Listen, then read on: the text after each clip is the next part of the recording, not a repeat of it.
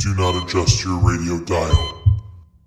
You are tuned in to the Mark Order Podcast.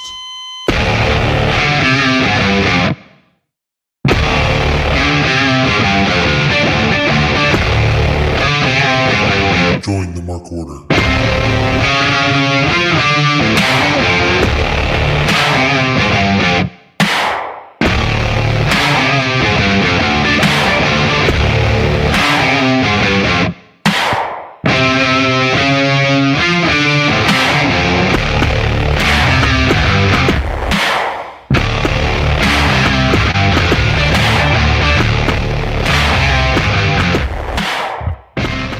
Oh yeah! It is Wednesday night. You know what that means, folks. It's time for the Mark Order Podcast here on the Shining Wizards Network. Boy, big day of news in AEW. We're going to cover it all here tonight following Dynamite.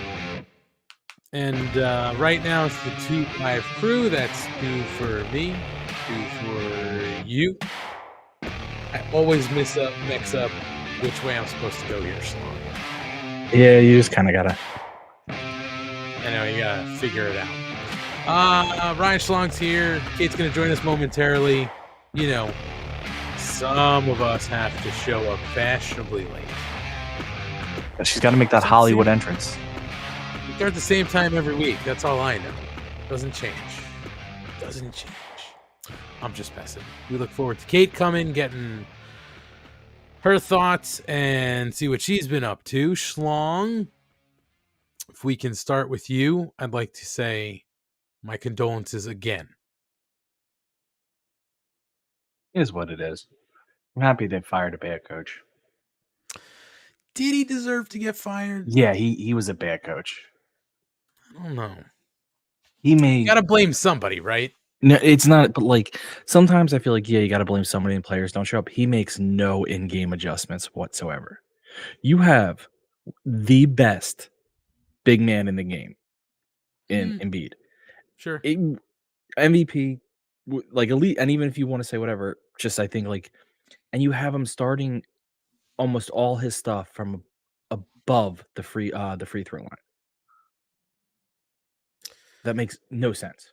Yeah. You you don't put him above at the top of the key. I don't understand that.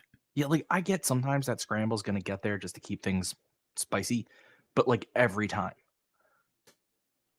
And your opponents are going on a 6-7-0 run. And instead of taking, again, this big man and putting him in the block and saying, go in and score a point and you'll be fouled and it'll stop their run. No, we'll just keep doing what we're doing, which clearly is working by our not scoring points. Well, I'm just glad I could be here because I know the two of you guys can't get it done as the only 2 players on the team. You know what I mean? I'm glad I could join because that's what I hear. You need more than 2 people, from what I understand. 5 people on that court, and even though those 2 people only scored like 20 points combined, you still need more than them. Yeah, of course. So that's just what I've heard. I mean, we do a pretty good job as a 2-man crew. That's all I know. Well, my computer's not taking charge, so. Oh, that's good.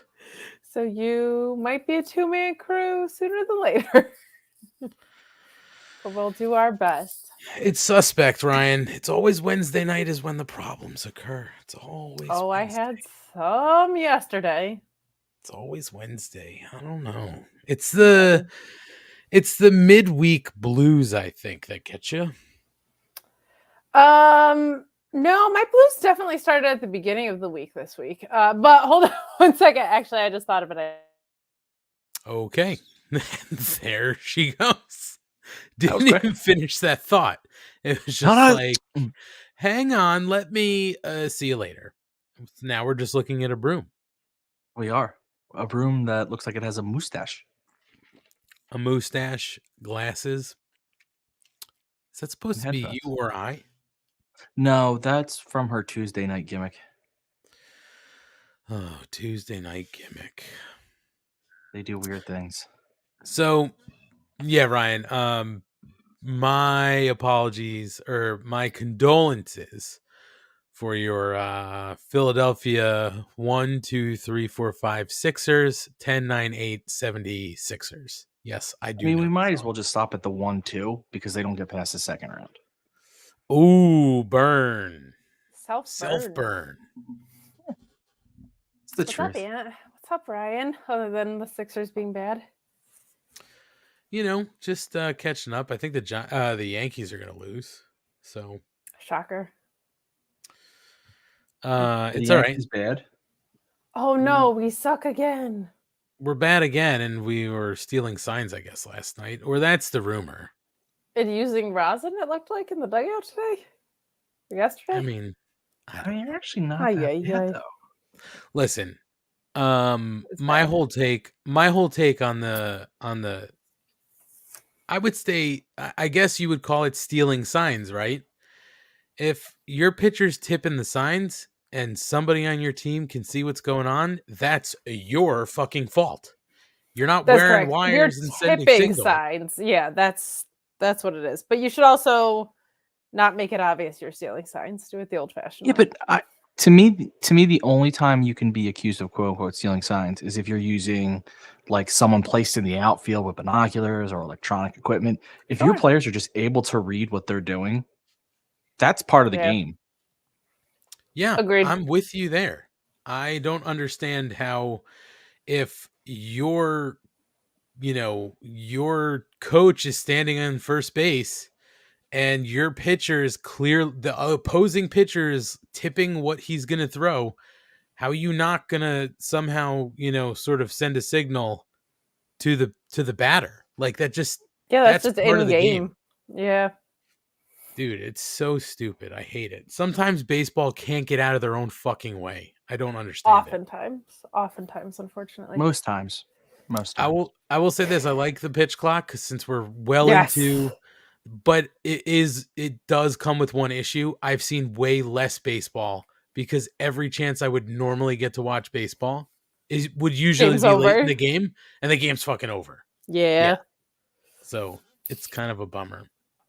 But how are you, Kate? What's going on with you?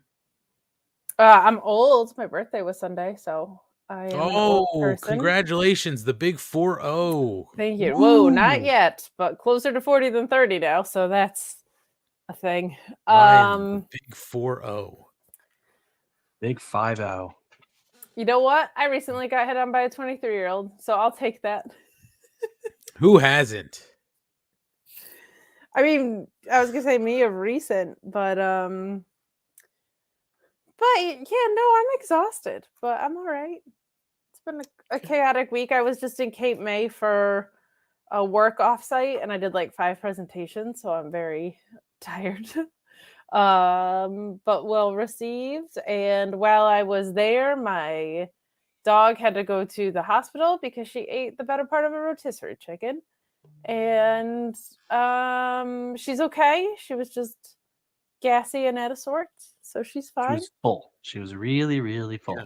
Well, Sounds she was delicious. she was having like issues in the morning where she had like, not to be gross, but like diarrhea, and then whatever she did pass looked not good. Like it might have had blood on it or whatever. So they took her to the vet, but she's like, so I don't have to tell you guys, you're familiar with Buster and his Red Rocket and his chaotic energy.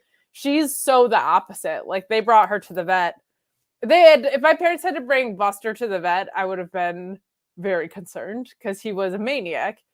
But this dog was like, they had to hydrate her, so they put her on like a little doggy IV basically. Mm-hmm. And there's like a snake needle, and she I guess stood there, and they put it in her back, and they gave her 2 x-rays, and it's like, okay, we gotta lay the dog down. She just laid down. Like she's the easiest dog in the world. So that made it a lot easier. The only thing that was tricky was they gave her meds, and like to get out of the car, she wasn't fussy about it. She just didn't want to do it.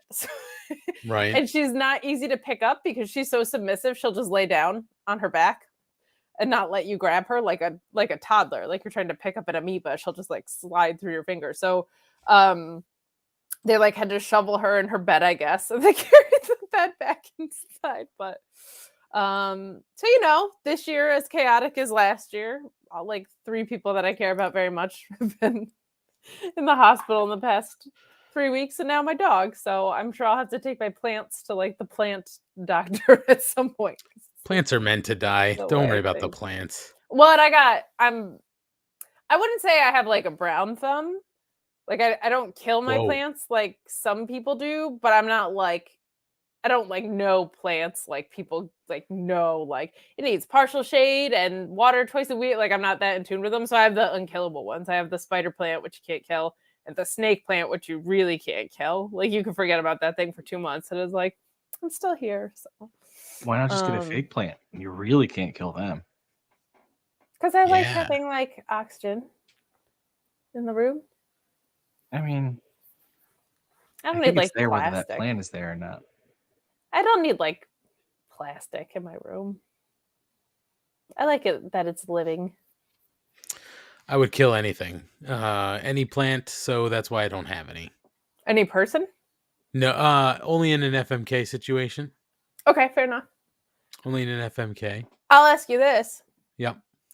If you were in a situation where you were fighting for your life and you had to use one specific weapon, What would are it we be asking? perhaps for some reason my gut instinct is like it's not a gun. No. I like to get in and get close and get dirty. Yeah, I think the perfect thing for that would honestly be a switchblade. You didn't finish it, so I kind of stopped. I half cocked it. It would be a weapon that's actually the nickname of a wrestler that we saw in tonight's episode of AEW Dynamite, Switchblade Jay White. Yeah. You are right. Guys? I, in fact, would have Jay White with me. Shout out to Vin Diesel in the chat. That's what I was bringing to everyone's What's up, Vin? attention. I Nice to see you here. How's Dwayne? Do you guys get along now? I have questions. Did anybody happen to see Fast 10? Is it 10? Is it 11? I have no idea what number we're up to. It's 10. Is it X? A decade. Yeah. My God. Just more a than year a younger decade. than the Shining Wizards. Listen, all I know is this. Much like Dom Toretto, I live my life quarter mile at a time. I mean, you've got to, right? Quarter mile at a time. It's been 22 years. I need to know who Vin Diesel is. It's probably just Vin Diesel, honestly. If it's Vin Diesel, there's an open invite to join this fucking Yeah. this feed. We'll send you the StreamYard link, Vin Diesel. Yeah. And that goes for AEW too. If they're ever out there prowling and they check in again, open invite. Is it Jeremy? Jeremy, if it's you, show yourself. Jeremy, who spoke in class today? Yeah. Oh, About okay. family. Oh, well, Kate, I'm glad the dog's doing fine, but I'm also Kate. I'm also well, I think we all miss Buster. I am just happy that you're finally safe and no longer living with a sexual predator. Yeah, he definitely would be like, "Oh no, my toy is under the couch." And then I would go to reach it, and he would be like, "I'm gonna hump you." No consent. So. Oh my God. There were a couple. There was one FMK. This is a fast FMK. If we want to do it, Eric Freeds is hanging out, and Chuck Norris, Jean-Claude Van Damme, or Steven Seagal. This is easy. Okay, let's hear it. You kill Steven Seagal because he's a piece of shit and he's lazy. Okay. You marry Chuck Norris and Jean-Claude Van Damme. It's Jean, not John. Jean-Claude Van Damme is very flexible, so you gotta F him. I don't know. I feel, well, I guess you're right, because if you're gonna marry Chuck Norris, you're gonna feel so safe all the time walking around with him. It's true. He'll protect you. I feel like he was a Texas Ranger. It's true. I feel like you gotta marry Chuck Norris, like for the lore. And the free tickets to dodgeball, probably. Yes. So and he'll always be your karate partner based on shit. What was that movie? Sidekicks. Sidekicks. He'll always be your sidekick. Exactly. That's right. That's just a good partner to have in life. That Jean-Claude was Van Damme. Yeah, you probably F him. I was gonna say a lot of cocaine at the end for the old Jean-Claude Van Damme, but I still think you'd take him over Steven Seagal, especially if it's. You don't think Steven Seagal can act now if he's standing? I think he has to do all his scenes in a chair. Or laying down like Jabba the Hutt. Well, I'm definitely not gonna fuck that guy then. It's too much work. No. Exactly. Also, you've seen the video. You've seen the clips of whatever movie it was where JCVD's doing the splits on the chairs, right? You're fucking that guy. Oh, that's a very good point. That was my point. Although he did, I'm going to blame him for killing Raul Julia because Street Fighter was the last movie Raul Julia did. Yeah. That fucking awful. That movie's insane. I watched it last week. Why? For what reason? For the movie podcast that I do. Oh, God. We review only weird and bad movies. And that was probably the most requested one we had next to The Room, which we already did. That movie is bananas. Raul Julia is the only good part of it. Street Fighter was terrible.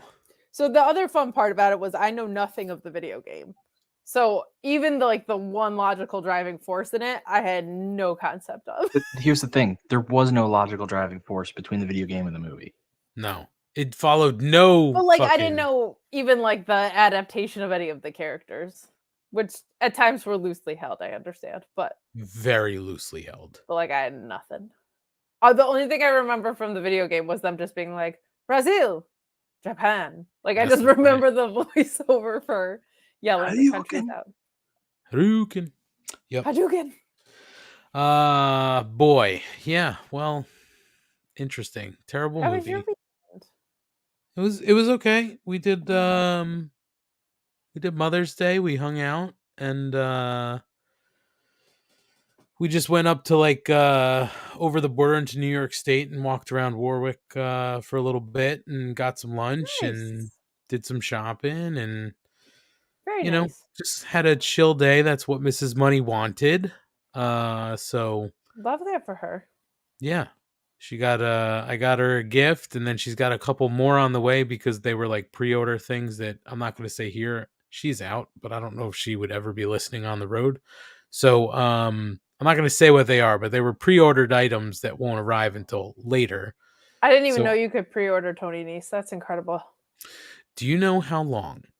And she, I think, kind of knows now. Do you know how long I've been looking around for any sort of Tony Nese action figure? I don't think it exists. And if it does, it is nowhere on the secondary market. If it exists, well, no, because that would have even, if it exists, it probably would have been when he was in WWE, and that's not Matt's era to collect. No, it's not. And you're right. It would be in the WWE era, which is what I've been looking for, but I don't think it exists. Black and Gold did a lot of action figures outside of No, he wasn't even really Black and Gold. He was Cruiserweight Classic. That's true. Cruiserweight. And did you get yourself a boudoir photo shoot for Mrs. Money? Was that your gift to her? No, I did not. I actually, I lived up to the Money name and I got her a nice Movado watch. Ooh. Yeah. I thought you were I lived up to the Money name. I gave her money. I mean, I technically did. It was a watch. Not a bad way to go. Yeah. We were we were shopping for somebody else and walking by the watches and she saw something. She's like, "Oh, that'd be nice." And the guy was like, "Want to try something on?" Thanks, Marky Mark. I have seen the figures. I just can't find one, or I haven't been able to find one. But who knows? It's out there. Maybe one day I'll find it. I've been looking for it in the wild too, because there's a lot of fucking stuff still on pegs out there. Yeah. Someday, I'm gonna find this figure and stick my thumb right up its butthole. Wow, that's an old South Park reference. That is an old South Park reference. So yeah, we were shopping for. You'll find your niece. You know what I mean? Yeah, eventually. So yeah, we were shopping for jewelry for somebody else, and she saw the watch and was like, "Oh, that's cute." And I was like, "Just try it on. Like, if you Happy Mother's Day, blah blah blah." And the guy must have heard that from across the room and was like, "Did you want to see?" And I was like, "Yeah, try it on." And she was like, "I don't know if I'll ever he wear it." just I'm ends like, up "Happy behind you. Mother's Day." I love that. Down next thing you know, the guy's behind you. Which one did you want? That's almost exactly what it was like. It was just like, "Which one?" I was like, "Oh, where the fuck did you come from?" So yeah, it was a very chill Mother's Day, exactly what Mrs. Money wanted. So it was Nice. good. It was good. I don't know. Unless anybody else has anything they want to talk about, we can dive into some wrestling stuff. Let's dive into some Give 'em wrestling stuff. something to talk Uncharacteristically early about. for us. Well, there's a lot to talk about, and I guess the first thing we should talk about that was in passing on, no pun intended, in passing on, mentioned on AEW television was that superstar Billy Graham did die, unfortunately. His family, according to TMZ Sports, his family told them that he died Wednesday after being taken off life support. His wife and daughter were by his side when he passed. His wife Valerie said Monday that he'd been in the ICU for 3 weeks due to various health issues. Doctors wanted to take Billy off life support Monday night, but she had initially refused. And today was the day. So for those who don't know, he was known for his prowess as a wrestler and a bodybuilder. He rose to fame back in the day, wrestling for the AWA, later for the WWF. He mentored wrestlers like Hogan, Scott Steiner, Ric Flair, Jesse Ventura. I'd say 3 of those 4 were heavy gassers, so put 2 and 2 together. Fair enough. I don't mean to besmirch the dead, but look at the fucking guy. But Billy's recent health issues took a toll on his body. The family says that he had lost 45 pounds while suffering from congestive heart failure, diabetes, hearing loss, and a significant infection in his ears and skull. There are also reports that his kidneys had been failing. So he was 79. I mean, he wasn't a young guy, but he wasn't super old. But these wrestlers don't tend to last long sometime from that era. So yeah. It is what it is, but apparently, Kate, I didn't even hear them mention it on TV. I told Ryan, with Mrs. Money Out, I was sort of doing a couple different things during the show tonight, and he said it sort of got dropped during the street fight. Yeah, I did not. I was not a fan of a few things on tonight's AEW Dynamite episode. That was handled, I thought, actually very poorly. They were like outside during the street fight, and they were like, "And we do regret to inform you that superstar Billy Graham, passed away as Roderick Strong chops Jericho on the." Like, it was so either take the moment and acknowledge it or don't, but that's not something you throw into the commentary in live action. I don't think it was Excalibur's fault. I think he probably just did what he was told, but felt more disrespectful than if you just didn't acknowledge it and issued a statement after or something. That was very weird.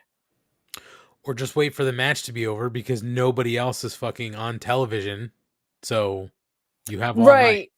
Yeah, the only thing that I could think of why they wouldn't do that is, 1, this ran up to the second tonight, and 2, maybe they didn't have like a graphic ready or whatever. Like, maybe they didn't have what they wanted from a visual standpoint, but it was just a very felt like an inappropriate way to go about it.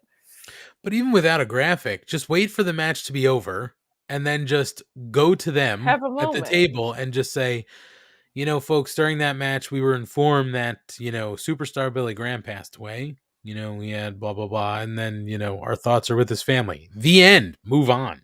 Don't do it in the middle of the goddamn street. We learned about family from Vin Diesel just earlier today in this chat. Right. So, yeah. That's right. It's all coming together.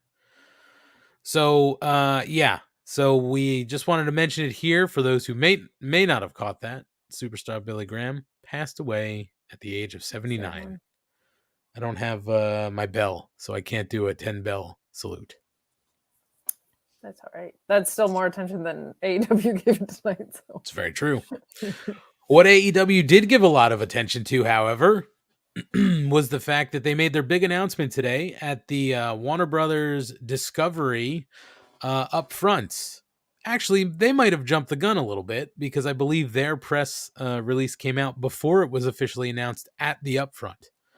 But much like we thought was going to happen, today was the day they announced that they are going to be increasing their shows with more live programming on Saturday nights. So sort of the breakdown of what happened today. The upfront was today at the Hulu Theater in New York City, but the press release came out earlier in the day, and the press release says, I'll go through parts of this, that TNT launches a second night of professional wrestling with a new tentpole series. That's a good word. AEW Collision on Saturday, June 17th. It was announced today by Kathleen Finch, Chairman and Chief Content Officer, U.S. Networks Group, Warner Brothers Discovery, during the company's 2023 upfront presentation at Madison Square Garden in New York City. This live 2-hour in-ring show will air every Saturday night from 8 to 10 p.m. Eastern and feature more wrestlers, more stories, and more action to super serve fans. AEW Collision will feature headliners including Miro, Samoa Joe, Thunder Rosa, Powerhouse Hobbs, and the surprise here was Andrade El Idolo. There was a lot of questions about what was happening with Andrade. Well, now that's sort of figured out.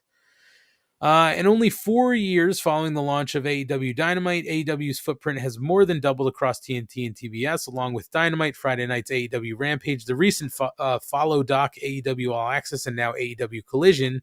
TNT and TBS deliver the best matches and most entertaining moments in professional wrestling today. AEW has reached 23 million total viewers so far this year across all of its shows on TBS and TNT. There is an asterisk after that, but I don't actually have what the footnote was. I'm sure it's some sort of compiled number. But basically, the quotes are that we're doubling down on wrestling with AEW Collision, which gives fans 2 more hours every week, says Jason Sarlanis, president of Turner Networks, ID and HLN, Linear, and Streaming. AEW's roster of talent has expanded so quickly that we felt it needed another night to bring our audience the epic rivalries, unforgettable matches, and stars they love to watch. Adding Collision to our programming mix on TNT will allow us to satisfy the massive demand we've felt from our hardcore fan base and the ultimate complement to AEW Dynamite on TBS.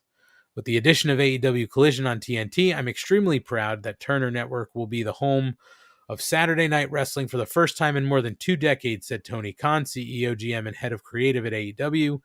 The debut of Collision is significant across numerous sectors, including television, wrestling, entertainment, and sports, and reinforces AEW as the bold property we envisioned when we launched in 2019. Collision will also deliver live every Saturday night, more of what fans and viewers tell us they want: athleticism, big personalities, exciting storylines, and hard-hitting wrestling action, all of which have become synonymous with AEW. So, gang, we weren't surprised by any of this. The rumors and innuendo had been out there for like a month and a half at this point, if not longer. What is, of course, absent from the upfront announcement is one name, and that would be Chick Magnet Punk. So, I was gonna say HBO Max was the name that I was looking for. As much as CM Punk, I was really hoping they were going to mention a streaming service in all of this, but yeah, it felt like incomplete news to me today. Well, my guess is they announced the show today, this morning. Obviously, we're going to talk about the further announcement that happened during the show in what looked like a hostage recording from Tony Khan, But my guess, Kate, is they're probably going to roll more info out over the next few weeks during television to give people something to sort of look out for. So I don't disagree with you that it felt incomplete. We knew it was coming, but I think there's more details to hash out. I mean, the other thing is that, you know, the rumors of some sort of brand split being associated with these shows was out there. Nothing stated there. No comment from AEW on that. So that's still out there sort of in the ether as well. But my question, I guess, to everybody is, one, we're not surprised by this, but do we think that the names they've provided so far are enough to sort of whet the appetite of people who are looking forward to a Saturday night show? Yeah, I think well, also like CM Punk's name was out there and then they retracted it, right? So my guess is that they didn't want to announce it here, but somebody put it out there. But I think it's good. Like, I think we've talked ad nauseum about how kind of bloated this roster got. I think a lot of us thought that ROH was going to be the place for relief for that. It hasn't been really. So I think Collision being a 2-hour effort that is led by some of the bigger names is going to be really good. I think it's very good to hear that Andrade will be getting a push. Miro's definitely that guy. If FTR is on that brand, like even without Punk, I think that's a pretty strong roster to get you started. Rosa being over there to anchor the women's division is good.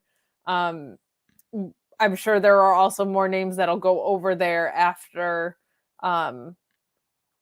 Double or Nothing, right? I think we'll probably find out a little bit more. But the other thing that was stipulated was that champions can float across both brands. So that's good. You can have important stories going on both sides. And champions, if somebody shows up from New Japan, that's not like a Dynamite exclusive, like champions from outside.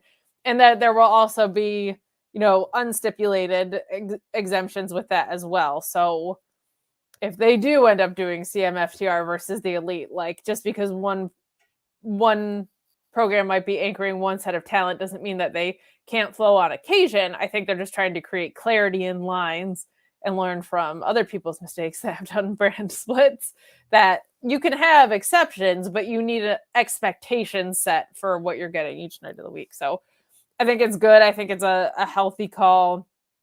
I'm intrigued to see, because if you look at TV now, and we think this is a good thing because you don't get burned out, right? You don't even see talent at every TV now. So, like they're on every other week. So I don't think a lot of people are going to be pulling double duty. I don't think that's a good idea. So I think this is probably a smart approach. I've never seen it done well. So I hope they end up doing it well. Here's what I definitely didn't want and don't want. We don't need a second set of championship belts, right? No. Like we don't need what the other guys are doing. That's just over fucking saturation and makes no sense. Like, and I'm good with that. Like, I'm good with if you want to keep some guys on one show, some guys on the other show, and have your champions float over, or New Japan guys come over and work either show, stuff like that. Like, I'm totally fine with that. It doesn't need to be a hard brand split, but you do need to have the rules. The other thing too, Kate, that you had sort of mentioned, you brought up like Ring of Honor as being some sort of that relief. I wondered if maybe they had thought that with this new deal, they could have somehow rolled Ring of Honor into it. So maybe they didn't want to sort of put their eggs in one basket and be like, okay, here's all of our guys who are solely part of Ring of Honor, and then sort of like, have no out with that. So maybe they were waiting to see if Ring of Honor was going to be included in sort of this deal. They're not, because it doesn't look like that's going to be pulled from its own network, right? At least not yet. At least not yet. Yeah. Right. So maybe we will get some sort of clearer definition of what Ring of Honor's roster should or would look like. I mean, we already sort of have guys who are dedicated to Ring of Honor, right? We clearly have our champions. We have a couple. But all of the champions are like Claudio, who's in the most important story on Dynamite. Sure. Samoa Joe, who's going to be on Collision, maybe working Punk. The tag champions, who we haven't seen since they got crowned, and the trios champions, who are now merging with Swerve's thing. So to me, it feels like a disorganized mess from the title picture. I have a feeling, though, that those championships, whenever they do another major event, will come off of these guys, right? Because now there's more for them to be invested in on AEW television. But at the same time, like, okay, Samoa Joe is your TV champion for Ring of Honor, and he's going to be part of a 10-pole Saturday night show. Maybe not a bad idea, because you'd be like, this guy's on Ring of Honor, which is on Thursday nights on its own streamer. You got to go check that out if you want to see more, Samoa Joe defending that belt, or go see what Samoa Joe did. Like, that could be what they're thinking. It's just, it is what it is. But but you do know, like, there are guys you almost always only see on Ring of Honor, like Dalton Castle, right? He's a Ring of Honor guy. You really almost always only see him on Ring of Honor, with a few exceptions. My thing with ROH is, A, I hope that they sign those people, because they're just working as free agents right now. And B, they've also said that the taping schedule is going to shift from, you're going to get Dynamite and Rampage in one taping, and you're going to get Collision and ROH in another taping.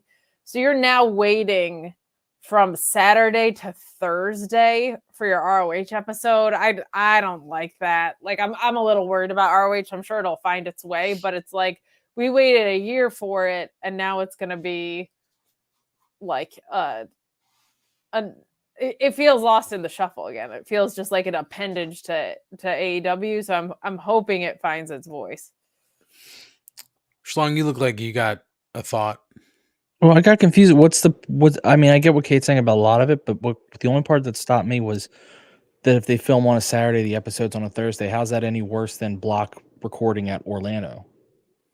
I feel like, because, and I've been trying to avoid spoilers with ROH. I don't mind it for whatever reason with WWE and AEW, but because ROH is like so precious to me, I try to avoid it. But I feel like because of those block tapings, we didn't get a lot of spoilers, because you were taking in so much wrestling and it's so dense. Like, there were things like the last one I saw, like, oh my God, Shibata showed up or whatever. That's cool. But I didn't feel like I was getting like spoiler. I feel like when it's an episode at a time, that's going to be inevitable. And when it's an episode that is tacked on to an episode of AEW, because now they won't be staying, hopefully, until super late, because it's going to be such like a bigger live crowd. I feel like inevitably it's just going to be like, oh, and then in the ROH episode, like, I think it's just going to be, I think you're going to hear about a lot more stuff that happened, and you're now going to have to wait kind of like longer, where I feel like the ROH matches got announced Monday or Tuesday, right? And then air on Thursdays. But I feel like the blocks were so dense, it actually prevented spoiler overload. But honestly, I always saw the spoilers, so yeah, and the Rampage ones honestly aren't that bad. Like, surprisingly, I feel like Rampage doesn't get spoiled as much, but I just like, I don't know. It's part of the reason I can't really like get into Impact or MLW. I think part of it is I'm oversaturated realistically, but like, it not being live, I'm like, okay, I already heard like Alex Hammerstone and Fatu had an awesome match or whatever, right? Like, I don't know. It takes a little bit of the love out of it for me.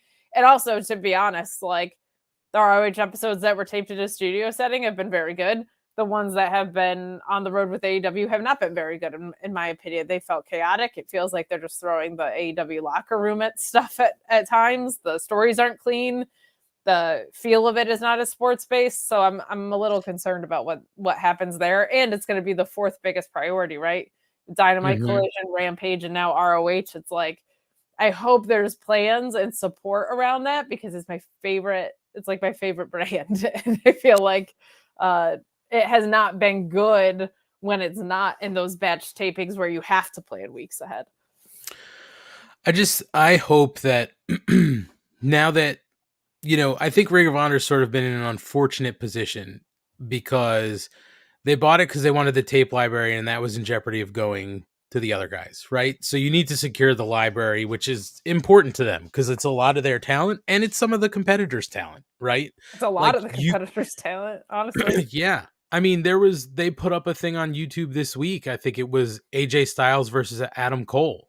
Like, who the fuck doesn't want to see that? You know what I mean? Like, same thing with, they did a whole thing with Steen. Like Kevin some Steen, of Steen's Tyler greatest Black. hits. Yeah, like there's a lot. There's a lot in there. So I think that was one. They bought it at a time where you had to buy it to keep it where you want it and not get sort of absorbed by the other guys, right? And it was just sort of in this period where it's like, well, we don't know what we're going to do with it yet, but we know we want the library. And then they sort of got it off the ground, but they were sort of in another unfortunate position because they are now sort of trying to figure out what's going on with deals, right? They were trying to figure out, can we get a TV deal with it somewhere? And now they didn't, so they put it on Honor Club, which is fine. And now they've been sort of focused on their next Warner Brothers deal, which they've now gotten, but they've now got this other show. So I think it's just been in an unfortunate position where every time it seems like they have some runway to figure out what's going on with Ring of Honor, there's something huge that they're trying to secure that sort of knocks it a little bit back off track. My hope now is that they're secured now for the next 4 or 5 years with their new deal. They've got Collision that they're sort of off the ground already with. They know where they're sort of going. I mean, obviously, story-wise, they're going to have to figure stuff out. That's fine.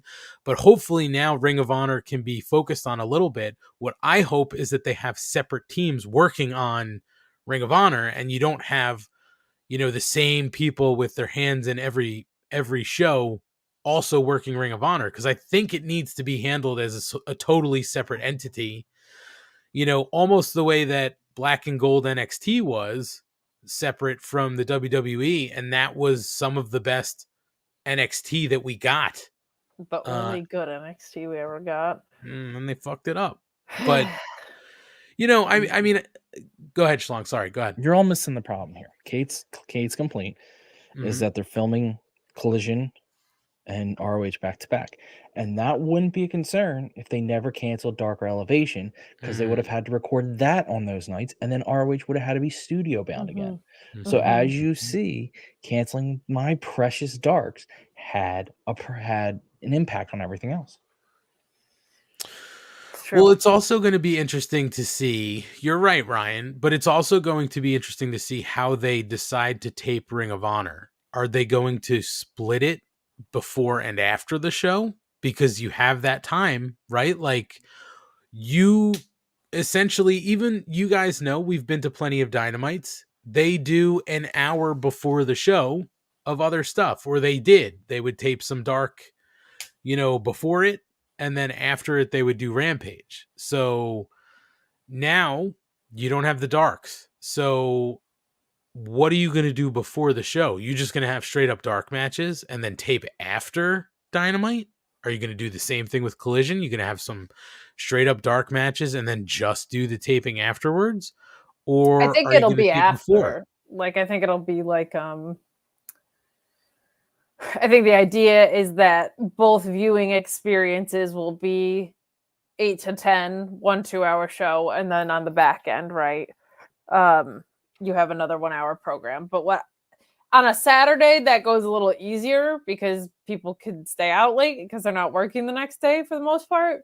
But I don't know. I had really high hopes for ROH, and this feels just like it's an auxiliary piece of it. So I hope there's, at some point, realistically, Tony Khan is going to have to delineate some creative power here, because it's so many hours of wrestling. Like, that is now, let's see, 2, 4, 5, 6, 7 hours of wrestling a week.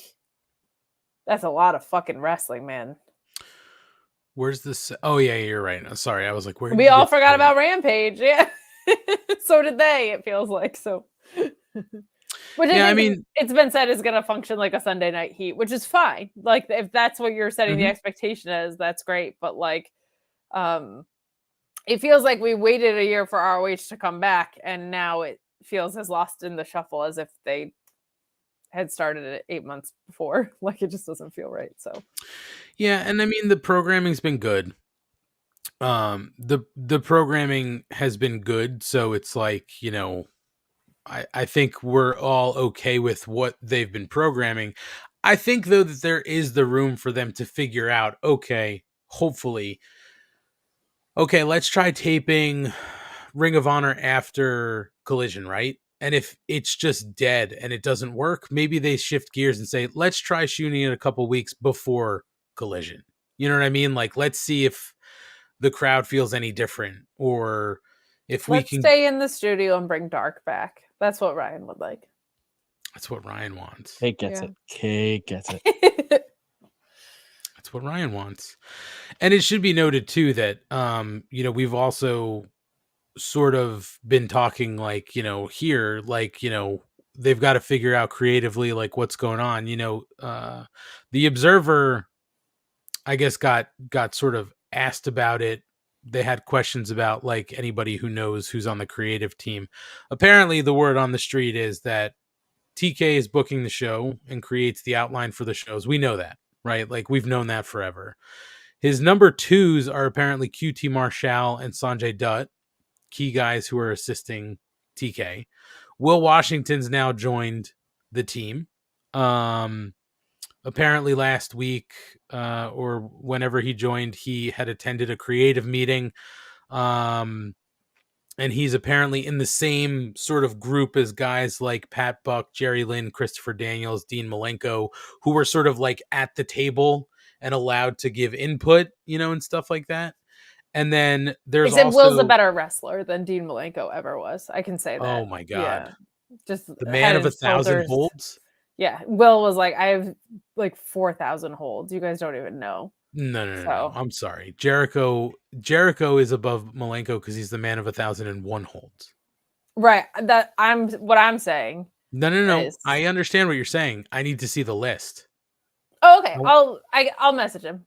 I'll see what I can do. But Will Washington, the man of like 4,000, give or take 300 holds, I would say. 4,300? Wow. Give or take 300. So it might be like over, like it might be closer to 4,300, but Will might also have like realistically like ones that he's mastered, like closer to like 3,700. But he's working on the other 300. If he ever sent a list, I would read it here, the entire list. We would dedicate time to reading through the 4,300 some odd holds. Because he would be the greatest wrestler, I think, maybe in the history of the sport. That's true. And then also as part of creative, just to close loop on this, there are other top talent guys like Omega, MJF, Jericho, the Bucks, Moxley, Danielson, FTR, and Punk in the past when he's been out of trouble, who've had input in their own programs and direction of where they're going sort of with their stories. So it is more than just TK. I just hope that they now take a lot of these pieces and say, okay, you're going to focus here. You're going to focus here. Like, why can't Sanjay Dutt focus on Ring of Honor? You know what I mean? Right. Like, that makes complete sense. And then put Pat Buck and, Christopher Daniels with him, because they sort of, Daniels has the history with Ring of Honor. Buck is an indie guy, through and through. And CD's been doing work on there too, right? So it does make sense, but they're not so far the best of having delineation between things. So I guess we will see. Yeah, and again, I would give just a tiny benefit of doubt because now they've gotten through the new deal, right? They've now sort of gotten this Collision show figured out.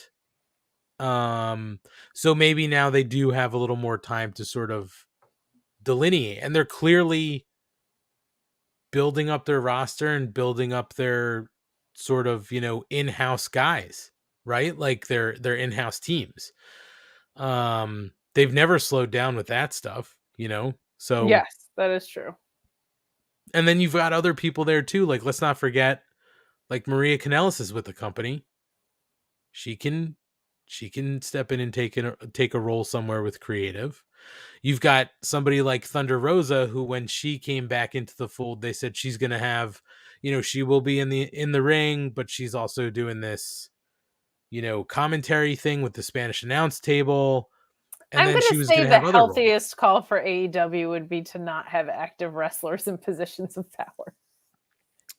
But they've always had guys who are active in positions of power. Sure, it's backfired mightily. So my suggestion would be to get away from that. But that too, Kate, I think comes with some ego, right? The biggest example is the Brawl Out, where one guy didn't like what other people were saying. The other guys didn't like the way he was handling himself. And then it blew up in everybody's face. Like that's the part. I don't even think like, I don't have a problem having in-ring talent have say and input into stuff, but it's the ego check that has to, that seems to get the best of everybody. Not even. I think it's an unrealistic expectation to assume that wrestlers will ever be able to keep their egos in check. And I would say a title as high as EVP is an asinine thing for an active wrestler to have. I would say having input in your own creative makes plenty of sense. But naturally, if you have relationships, good or bad, backstage, that's likely going to affect how things go. I think it's an unrealistic expectation to think that any human who has an EVP position and is also an active wrestler can be unbiased almost in either way. I think there's probably wrestlers who would never make themselves champions that should be champions if they had that power because they don't want to be perceived that way. Like, I think it's a wildly unhealthy call. So I think having input in your own creative is good and should be fostered. I think it is silly to have active wrestlers in key decision-making positions. And I don't mean like a Christopher Daniels who's there to eat pins and whatever is fine. Your actual stars of the company, I don't think you're going to get less locker room issues if you keep down that track. Like, that just feels... We've seen it go both ways, right? Like we've seen it, like MJF is clearly involved with everything going on with him, and he seemed to have done a pretty decent job. He's gotten himself into a few issues. Same thing with Sammy Guevara. I don't think he's got as much creative input. I think it's sort of growing pains with somebody like Sammy Guevara, but also maybe the biggest one who sort of put themselves in a corner was Cody Rhodes, right? Cody Rhodes, like the first night said, I'll never go after a championship. And then he ultimately never swung heel. You would assume that's because he didn't want to swing heel, and it could have done wonderful things for him. And they could have figured out how to get him in a championship picture in a way that would have made sense to sort of have him go back on his word. And they didn't, and it never really worked for him. Now, clearly, I think he had aspirations to go back to the E and fulfill a legacy that, you know, well, you're also not going to put a title on someone with an expiring contract, right? Like that's no, of course. But day one, he didn't have an expiring contract. Right. Yeah, no, that was, I mean, you can always, it's wrestling. You can write yourself out of that stipulation however you want. But I don't know. No. I think a couple more non-wrestlers in authority positions would probably be a good call. I mean, they seem to have plenty of non-wrestlers in positions. Or retired ones. Yeah. I think that's also good. So, any closing thoughts on Collision at this point in time? I'm excited. I am too. More wrestling. I think it'll be good. I think it'll be good. Wrestling on Saturday nights. Ryan is sort of chuckling at that. You guys sound like me. Why? Because we want to see more programming? Because we're so happy about I'm excited. I'm happy. And it's like, yeah, that sounds like me. Yeah. Right. Well, there were, I think Gordon Post asked it in the chat, and somebody today on Twitter asked too. I don't remember who, but people were asking, are we doing another show about Collision? Yeah, we sort of chatted about it. What's that? I said, yeah, are we? We should figure that out. No, I mean, I feel like we can say, we chatted about it when we went to New Japan in Philadelphia. So we're working out some details, and we'll keep you posted. Much like Cocaine Tony Khan, stay tuned for more announcements. Our graphic next week will be the Mark Order has a huge announcement. And halfway through the show, we're going to be like, we've got a great announcement for you. Announcement is that next week we'll have an announcement. Yeah, this week's announcement is that we'll have an announcement next week. Yeah. My idea is we just podcast all the way through Saturday. We start now and just go all the way through Saturday. I feel like I kind of do. It's just not on this instance of StreamYard. Yes. But it'll just be on here. I can't commit to that. Just leave it live. Just fuck it. We'll As do we it all get up live. and do things. Yeah. I mean, you could sleep in the background. It's totally fine. Yeah, that works. That's what. Well, my We'll green rotate. my green screen will hide me, but I'll leave my mic on so you can hear me snoring. That's fine. As long as we can hear you, we can stay live on the air. Hey, that's a nice looking figure you got. Thanks, Aunt. How's the hernia? My friend Aunt got it for me. Oh, so nice. It's good, partner. That Does Matt it ha- fella's got to go get himself checked for his own. I forgot about the Matt hernia check. Oh my god. He's like, it's fine. I Oh, work man. 18 hours a day, but it's totally good. Yeah, lifting wood and other things. That's right. I meant his dick. Agent Joe just popping in to say hi after driving back home from Colorado. Oh, that's right. Hey. Nice to see you, I Agent was Joe. ignoring it. I was not. Don't ignore it. Sorry, my mouse is like not working, so I was clicking on this and then I couldn't click off it. So yeah, well, we're trying to, just for anybody who's wondering, we're gonna figure out something with Collision because we clearly can't cover it here with everything else. It's just too much shit. Rampage is gonna get pushed aside likely too, just because Rampage is sort of becoming that show. We'll run through the card, but I'm gonna be honest with you guys, I didn't watch any of this fucking show. I watched it in a very cursory manner. I had it on. I'll put it that way. It's just with it That's like when it used to be, when it's on Friday nights at the normal time, I watch it because I'm usually hanging out. But it's been moving around because of the goddamn basketball and hockey. I can't keep it's changing times again this week. What's it on 6:30 Friday or something stupid like that? Yeah, I think so. Oh my god. It was on Saturday this week and apparently it was record lows, but Daddy Ass and the Acclaim defeated the Blade, the Butcher, and Kip Sabian. I don't know why I went the Blade first. Usually it's the Butcher and the Blade. Yeah, that was Okay, weird. keep it fresh. It's because we were talking about a different blade. What blade We would were that talking be? about Switchblade. Jay White. Boom. So you just had Blade on the mind. I had in my cart, and I'm going to tell you because I'm not buying it somewhere. I've already changed my mind. But I had in my cart a switch comb. It was there. It was. Ryan, I thought you were someone who committed to bits. I did, but you know what? You want to know exactly why I didn't do it? Because you're not a bit stealer? Not enough I didn't hair. have the hair to comb it through. I mean, you're preaching here, pal. You're preaching. This is even long for me. I got to shave it again. So Daddy Ass and the Acclaim defeat the Butcher, the Blade, and Kip Sabian. We got new QTV. They were talking about 60K sold for All In at Wembley. Powerhouse Hobbs holding the Book of Hobbs, talking that he's still in control of his narrative. Tony Storm defeated Allison Kay. The Guns were backstage pissed off about not getting a rematch for their tag team titles, and Ethan Page approached them asking for their help with a problem he's dealing with. So it looks like, Kate, your favorite guys, some of your favorite guys, they're your second tier, but them and Ethan Page are going to be working together. That's fun.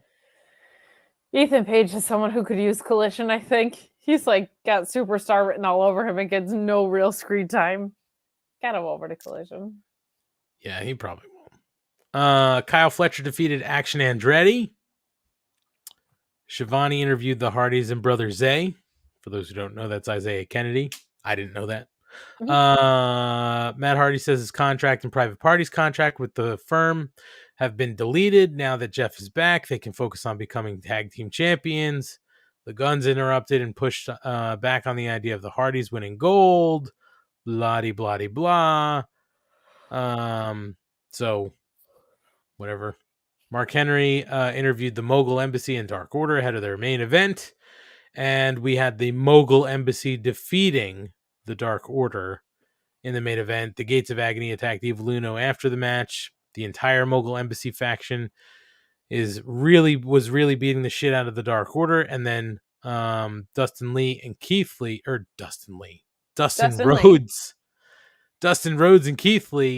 come out with weapons in hand to make the save. Mogul Embassy runs out. before anything happens, and that's the end of the show. So all that happened. that's right. So check it out if you care. All right, guys. Have concerns. What are your concerns?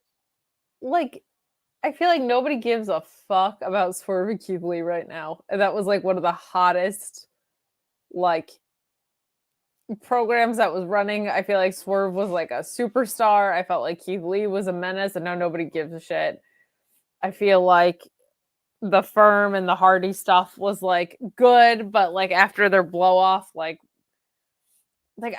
you guys need to see the Hardys as tag team champions? Like, I guess for transitional champs, like to have the feather in their cap. But I just like, I don't know. There's some stuff that I'm like, man, this feels lost. Well, I will say this. I think this is where we were going with the Hardys, right? One final run. Right. And then that was going to be it. And then, of course, you know, Boozehound can't put the booze down. So I think maybe they're just trying to get there and then get past it. But here's what I can tell you about Keith Lee. Keith Lee, I sort of don't care about anymore because I don't fucking understand why he looks like an old chubby fucking Doctor Strange. Like, what the fuck is happening? Like, I don't understand that. The Swerve stuff, is fine. I think that they made a mistake with the two guys who were with them in Trench? Trench. And Parker and was bad. Parker Bordeaux. Listen, the look was fine. Then the bell rang. That's what Pritchard says. And then the bell rang. And you could see that neither of those guys fucking had it. So I would argue the look was not fine. They looked like Eminem wannabe nerds, and Swerve is cool as fuck. That does not look like who Swerve hung out with, but like in my opinion, they did not look cool. You've seen Tekashi 6ix9ine, right? He's got 6ix9ine all over his fucking face. So I think maybe that's sort of what they were thinking. Parker Bordeaux looked like he sort of fit in, just somebody who would fit into that group, right? You put the right things on him, he sort of fits in. But the problem is that those guys both sort of blew. They blew. Yeah, so I think that was sort of the problem there. Like, Swerve is a great heel, and then they put guys around him who just couldn't do shit, and then they had to reboot it. Now, I like what's been going on with the embassy. Like, yes, that is cool. That's been cool. But why do I care? Understand this obsession with every wrestling company saddling Swerve with other people. Like, he's so cool. Just like let him go be a star. But also what, like, why nobody, even Keith Lee, nobody has explained why the sudden change with Keith Lee. Like, he was perfectly fine as himself, and then he gets the fucking shit stomped onto his chest, and he goes away and comes back a chubby Doctor Strange. Like, why? I don't know either. The look doesn't really work for me either. But my biggest thing was like, it was one of my favorite stories of, they were a great tag team, and then they couldn't get on the same page, and then they would resort to different tactics to win a match, and then they fucking hated each other. And that was like 8 months ago. Like that was so long ago. I don't like, man, I was like, strike while the iron's hot. And everybody kept saying like, it's a longer story than that. Just you wait. And I was like, I was right about that one, I feel. Yeah, I mean, I think we all sort of agreed, like, why would we cool this off? Like, let's resolve this and, do whatever they got to do. Like, just don't. But then they made the decision to send Keith Lee away. I think he had some scheduled time, but also that whole worked injury angle seems the like block was a cool idea, but like. But then he went away for like 3 weeks. Like, why 3 weeks? Like, just send him away for a week. And then have him come back, even if you're not going to put him in the ring, have him doing shit behind the scenes and just allude to the fact that it's Keith Lee fucking with Swerve. You know what I mean? Like, They Yeah, or could've- like Swerve is a very strong promo. Like he could carry Yes. that on his own. He didn't need Swerve. And I don't know, like adding Dustin Rhodes, he could still go. God bless him. Dustin Rhodes is like the catalyst for making me care about this story again is a weird fucking call. Yeah, I mean, I know that this is Dustin Rhodes' last rodeo, right? Like this is it. He said after this year he's done. So I guess maybe Dustin has a list of people that he wanted to sort of like work with, but I mean, and that's fine. Like that's fine if you want to work with the story though. Well, the problem is then you have to try to shoehorn this whole story together. And again, because of the stupid shit with Parker and Trench that didn't work, you sort of had to put it on hold, reboot it, and now it's sort of like it is what it is. Like it's just gotten muddy. I can't get into Keith Lee being the way Keith Lee is. And there's no explanation for it. There is and was no, unless one of you guys can tell me what's the explanation for the change in character. Well, from a presentation standpoint, I don't think there is one. I think whenever you're coming back from injury, it's almost implied that you can have the opportunity for that. But Of course. it's not a good one. Yeah, this is bad. This is unexplained 360. Silver hair, and then he's like a wizard. What the fuck is happening? Like, I don't know.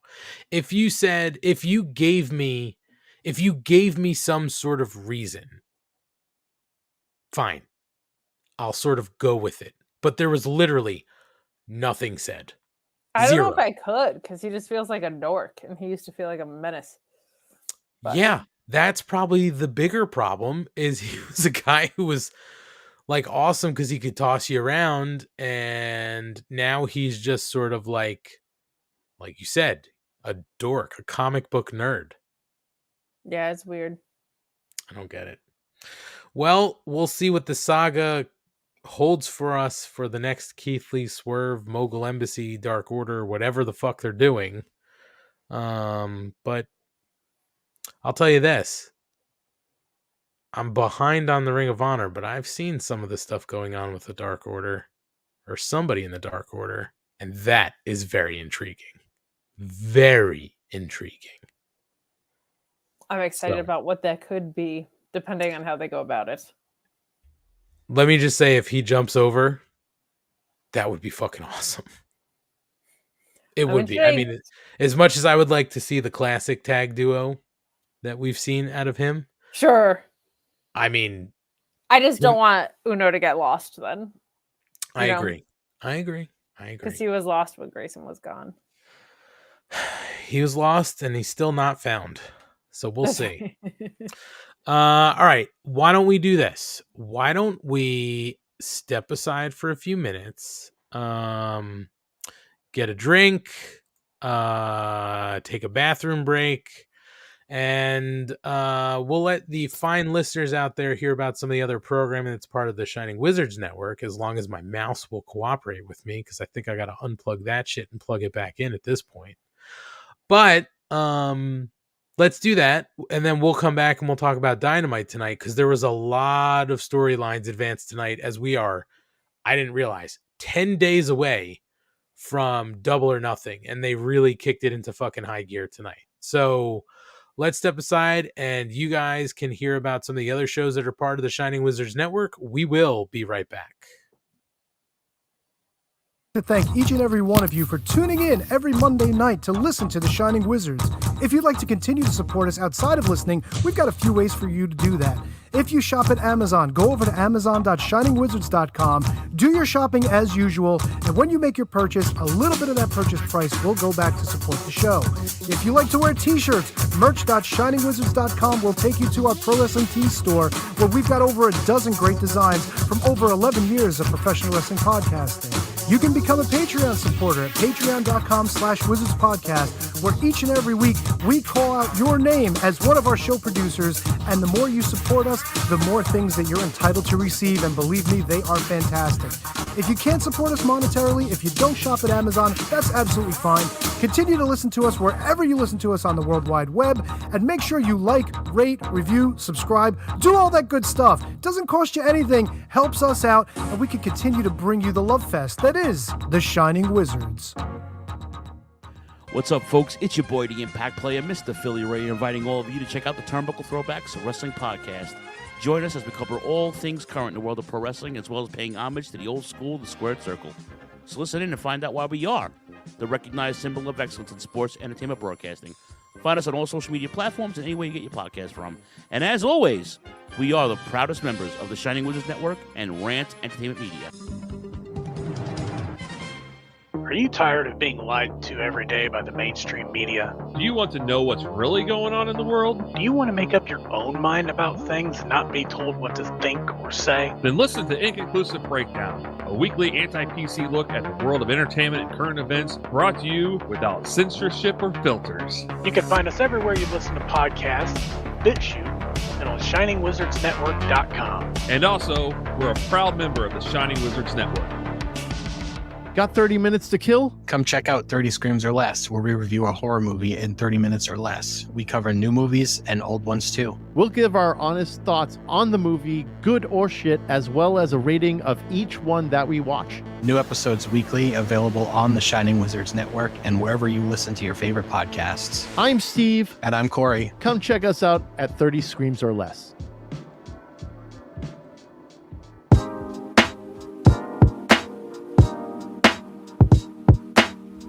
G'day guys, my name is Thomas, one half of the Broadcast Podcast.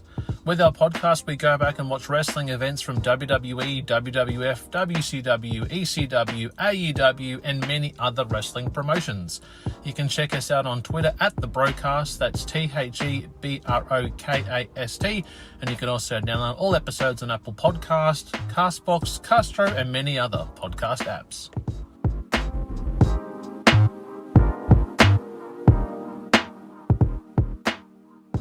You like your music heavy? Then check out Radioactive Metal on the Shining Wizards Network. For over 16 years now, Radioactive Metal has been one of the longest running podcasts. Over the years, we've interviewed some legendary metal acts, had some awesome discussions, and cranked a hell of a lot of tunes. So join your cool Uncle Snowy and his co-host Aaron for the audio mosh pit that is Radioactive Metal here on the Shining Wizards Network. Well, the action is underway!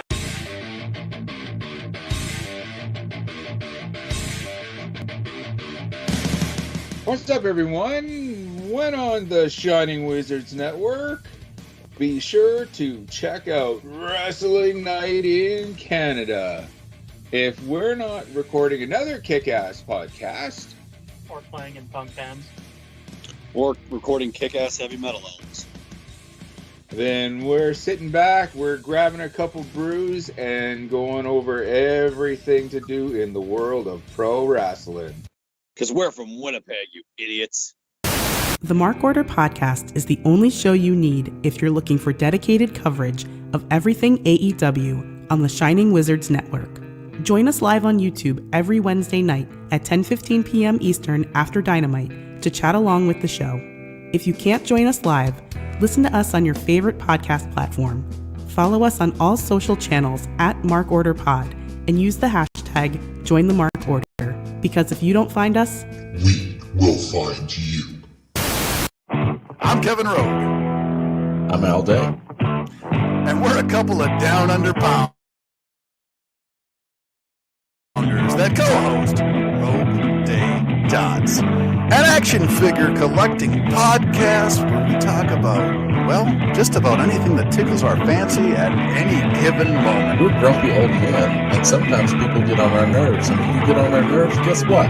You get off the lawn. Get off my lawn, asshole! We also go on a little bit of a mission.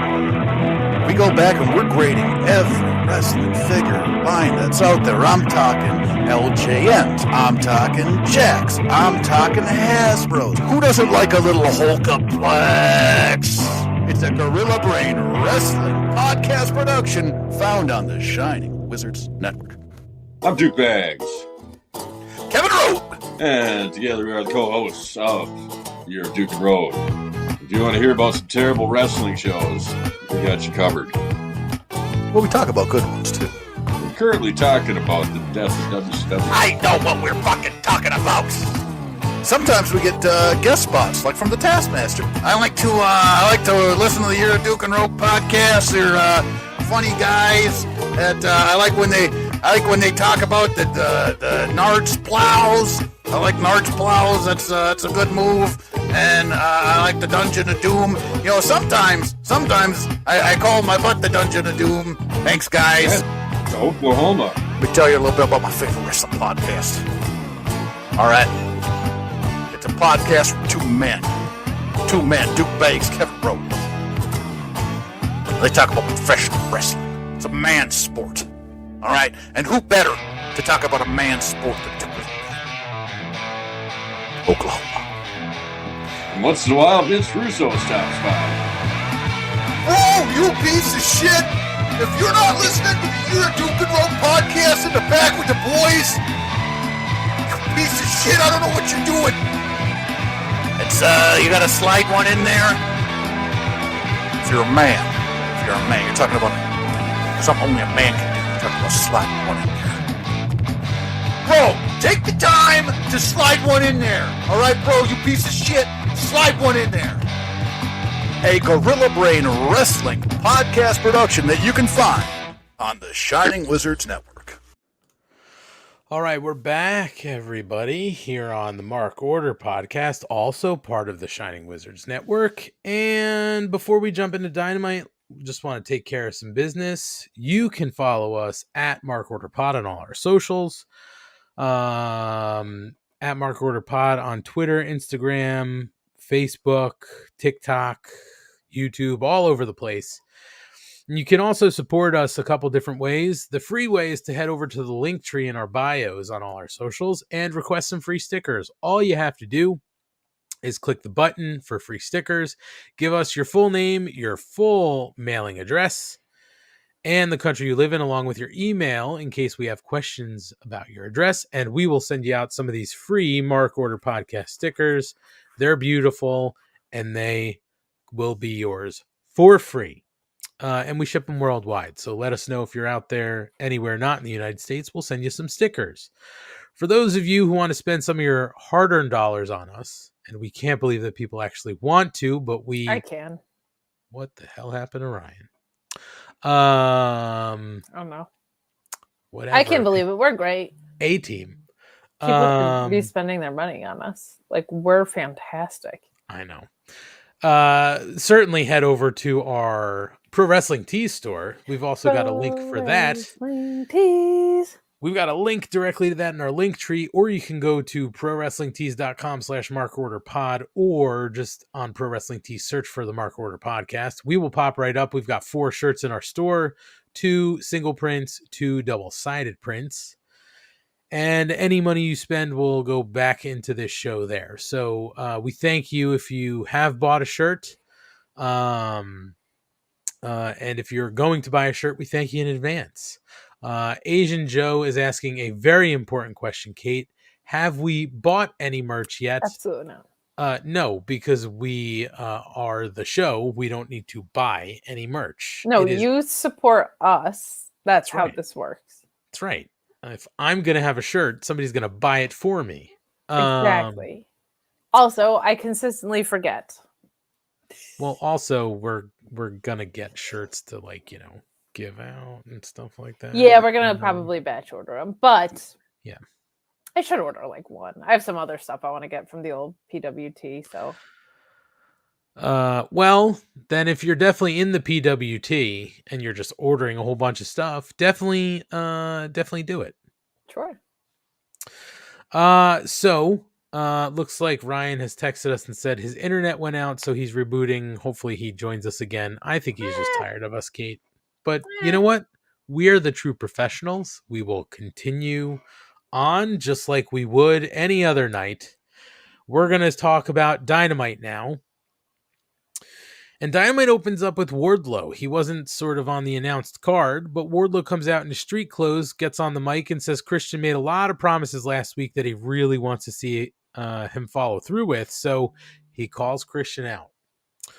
And Christian Cage and Luchasaurus come down to the ring. And Cage squares up with Wardlow. They're jawing at each other. And Mr. Mayhem is begging Cage to spit in his face. And finally, Christian works up a lug, but Wardlow is able to sort of put some boots to him. Then he goes to town on Luchasaurus. Cage is able to cut him off with a low blow, and that's when Luchasaurus nails him with a big boot. There's some mounted punches by Christian, and that's when the dinosaur gets a ladder and almost decapitates fucking Wardlow. He then puts it in the corner. Wardlow goes through it. He's laying on the they lay the busted ladder flat in the ring.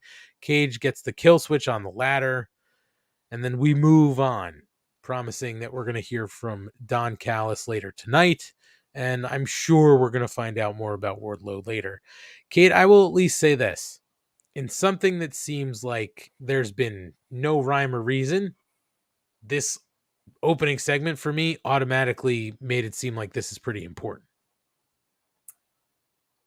Yeah, I guess. I mean, just the sheer fact that they brought the ladder out, it's like, okay. They're trying. I was a little down on tonight's episode, and I'm also probably just admittedly cranky. I don't understand why this company cannot book Wardlow, who is so easy to root for. It's so cool. Like in a program that I care about that makes sense. Now, Christian I like, but we know this is leading to Luchasaurus eventually, right? I don't know if there's a wrestler I care less about than Luchasaurus right now. Like maybe in the world. I just don't give a crap about Luchasaurus. I have no interest in him. If Ryan was here, he'd probably be yelling at me with his positivity, which would be fine. I just don't care.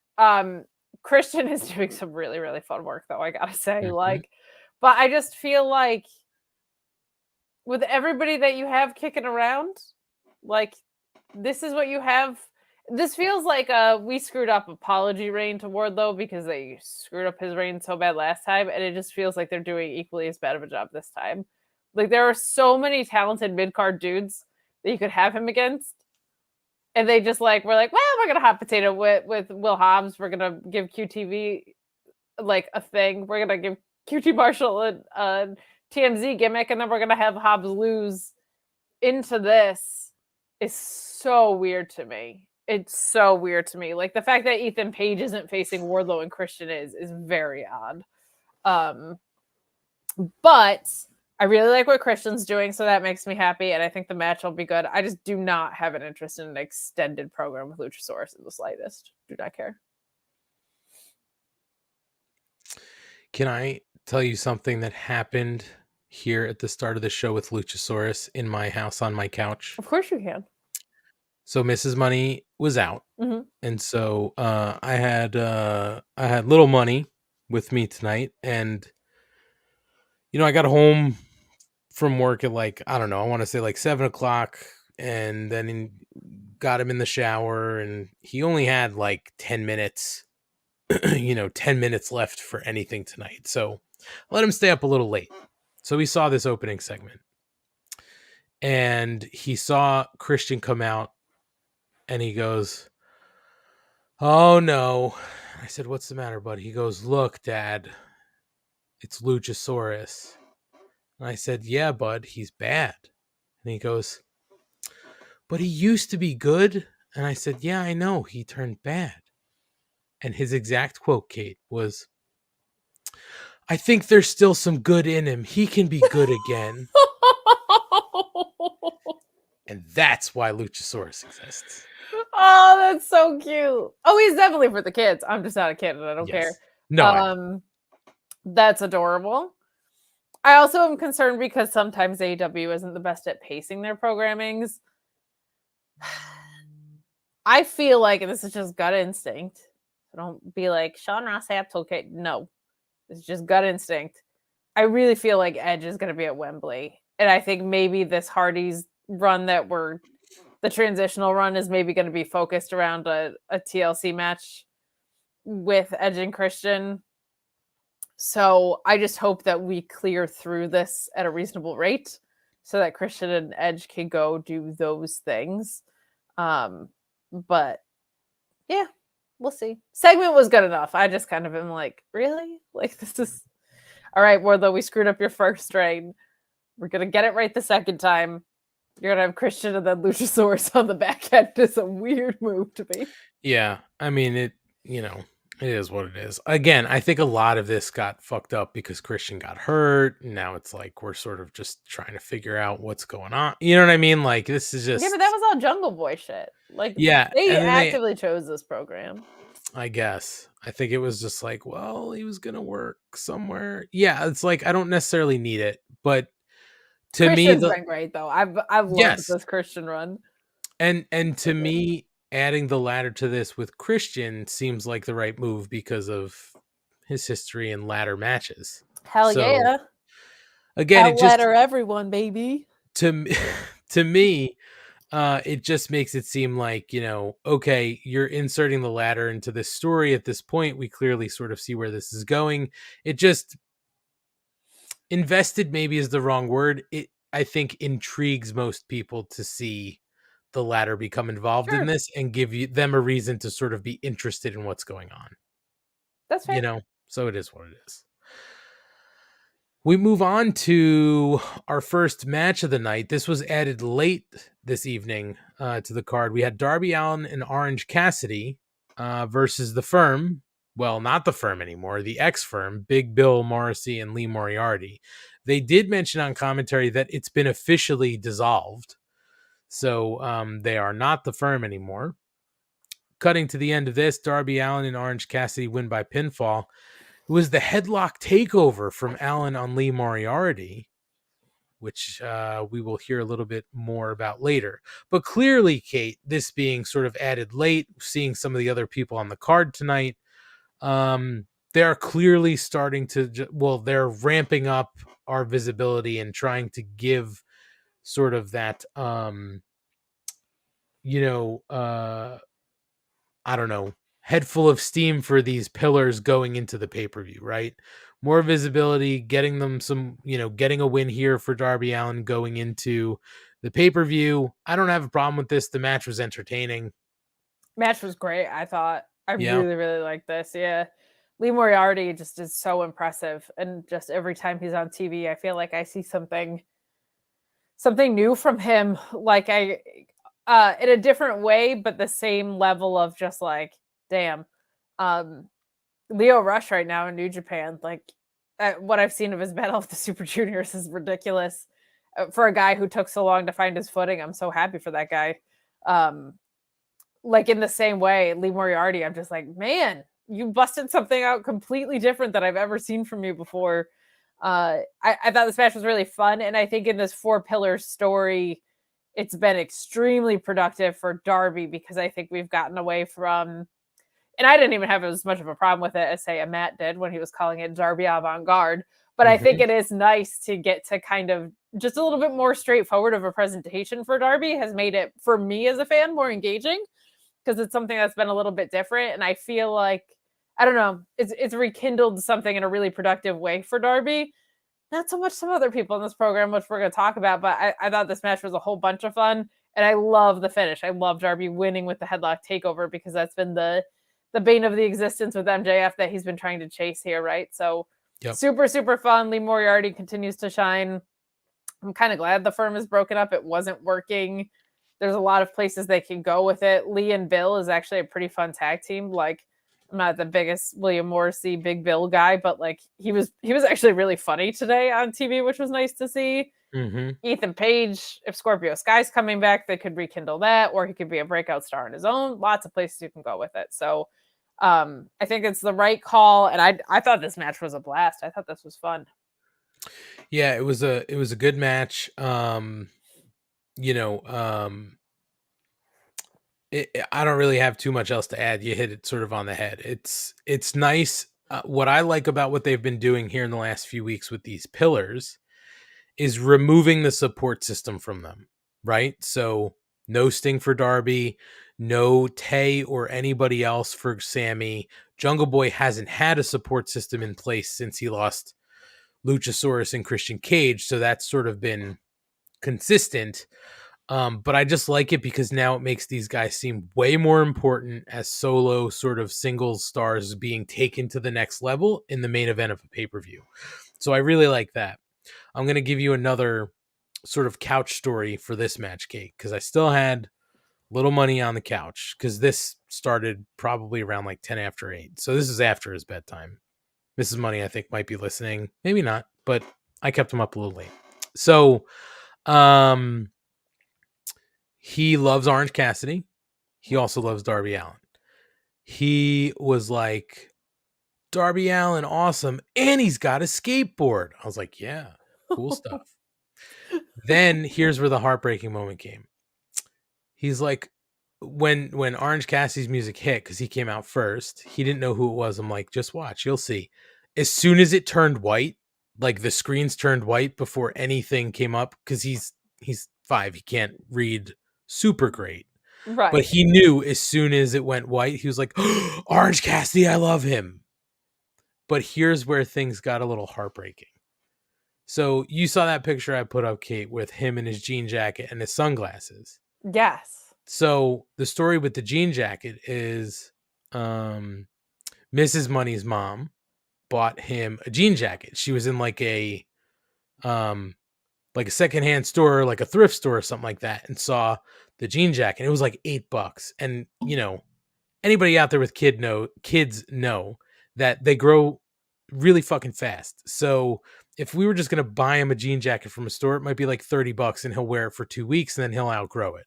So $8 will be a sport. He fucking loved the jean jacket so much that he was like, I look like Orange Cassidy. And then when we would go out, he was looking for glasses that looked like Orange Cassidy.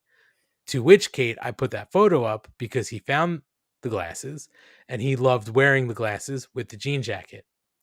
Here's where the story turned sad. He wore the jean jacket to school one day. He lost the jean jacket. No. It is not in Lost and Found. It is not anywhere. He has lost it. So when he saw Orange Cassidy tonight, he went from the highest of highs, seeing Orange Cassidy, down to crashing down. I loved my jean jacket. And he's like, Dad, can you get me another jean jacket? I was like, I'll see what I can do, pal. Oh my gosh. So yes, and then after this match, he promptly went to bed. I was like, it is bedtime. It's way past your bedtime. Yeah, I was like, you're getting crazy. It's time for bed. Anyway, moving on. We get the Young Bucks interviewed in the parking lot. You know what that means, Kate? It's disastrous. Of course, wrestling parking lots are dangerous territory. Terrible. They're coming in with their luggage. They say that Kenny Omega is banged up, but he'll be okay. And that's when the Blackpool Combat Club roll up and they start to brawl. They smash the Jackson brothers into a truck that happens to be parked there. And Moxley grabs a camera and says, they're the real elite in this business. Nobody else. I don't know if we have anything else to add here, Kate. If not, I'll move on to the next piece, but yeah, I'll save mine for later in the night. Okay. We'll hold it here. Let's not forget. Nope. We then move on to Wardlow being interviewed in the trainer's room by Renee Paquette. And Arn Anderson rolls in and he grabs his ice pack and throws it against the wall, which I thought was very funny. Yes, Kate? Question? Kate? Did we miss, or is it later, the Orange Cassidy and Renee interview? That's after this. Okay. Arn Anderson is pissed, so he takes the ice pack off Wardlow and throws it at the wall. And Wardlow says he asked him to stay back there tonight because of exactly what happened. And that's when Arn asks what he's prepared to do. And Wardlow says he'll beat Cage at his own game and challenges him to a ladder match for the title at Double or Nothing. It's now official. We sort of saw that this was where it was going. And again, my whole thing with this is it just gives you a reason to sort of be interested in watching this match, right? Like Christian's great. Let's just throw a ladder in to make it Interesting. If you have a manager, okay. Mm-hmm. An armed manager. That's exactly where I'm going with this. Okay. That manager says, Sorry, I didn't mean to step on you. I'm sorry. No, you're good. But you're leading me down the path. Okay. That manager says, what are you gonna do about it? Wouldn't you turn around and say, what are you gonna do about it?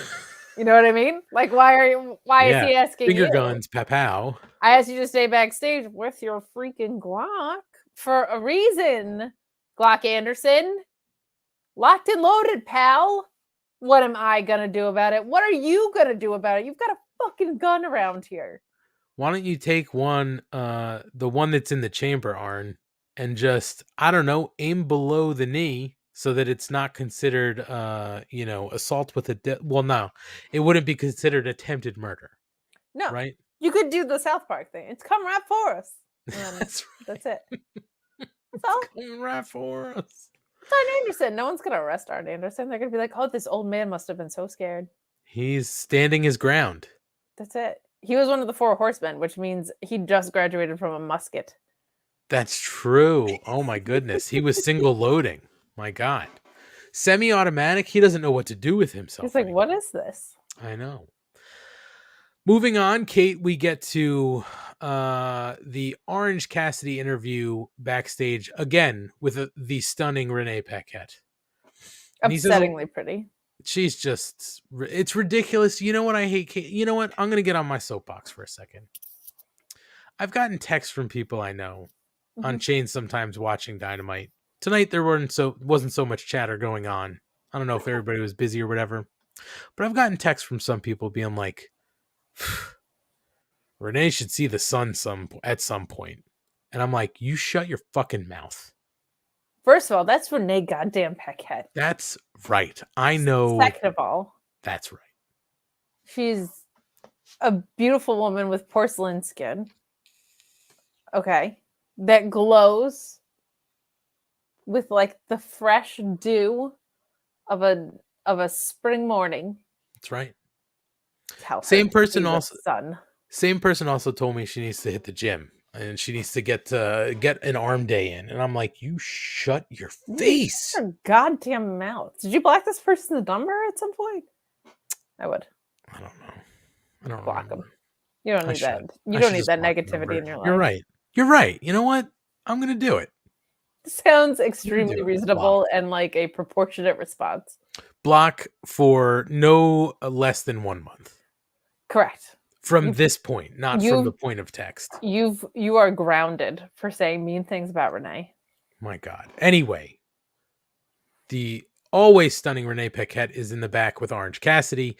He says a lot of people want a shot at his international championship. So if you want a shot at Double or Nothing, go find Tony Khan and let him know he'll fight all of them. That's all we get right now. Well, that's all we get right now. Okay. So we'll pause on that. We'll come back to it. Okay. We then go to our next match, Sammy Guevara versus, I believe, Exodus Prime, local talent. Sammy Guevara, I think is what that's you right. mean. Yes. Oh, I'm sorry. You're right. Sammy Guevara. Nailed it. I did see a funny meme. Somebody put up, this is what it looks like when you're doing vocals to Sammy Guevara's music. And it was like Darth Vader. Yes, I saw that too. Yeah, perfect. It's so good. It was perfect.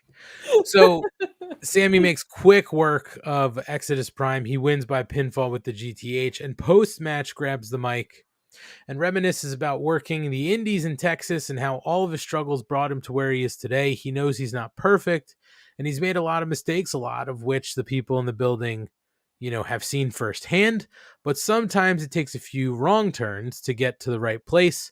And that place is Las Vegas on May 28th when he gets to shut up all the naysayers.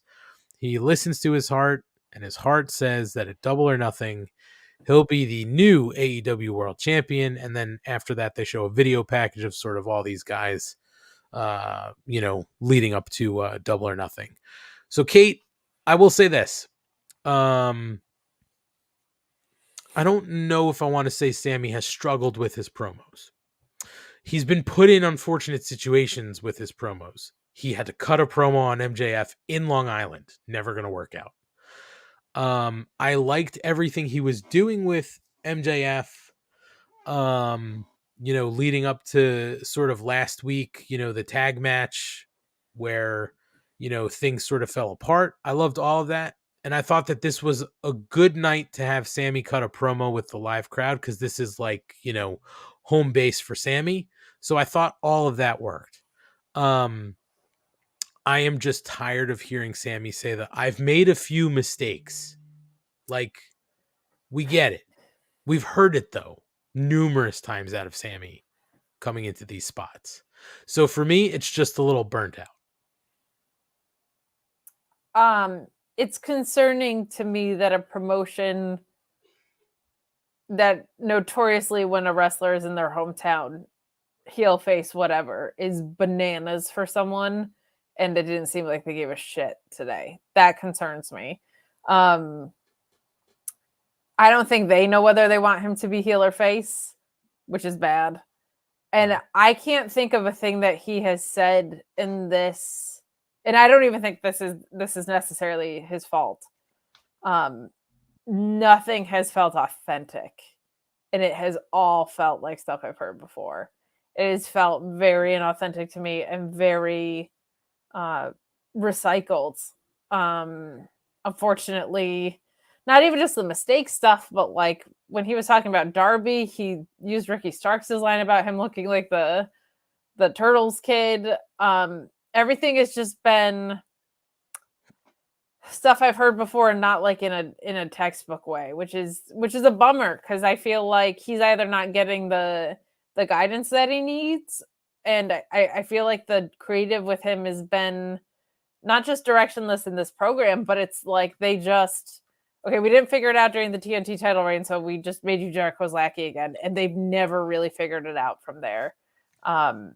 So it's unfortunate, because he's really good in the ring. I don't give a shit about Pam and Tay and them having sex or whatever the fuck. I really don't care. Hashtag justice for Pam. Hashtag justice for Pam. Like, that's the other thing. Like, if MJF had come out, and I guess they kind of already did that, right? Like, Pam, your fiance left, whatever. But like, the fact that he wasn't really getting a response, it didn't sound like, in his hometown, that's concerning. Like, and I think it feels like they don't know if they want him to be heel or face, but they assumed because he was in his hometown, he was going to be face.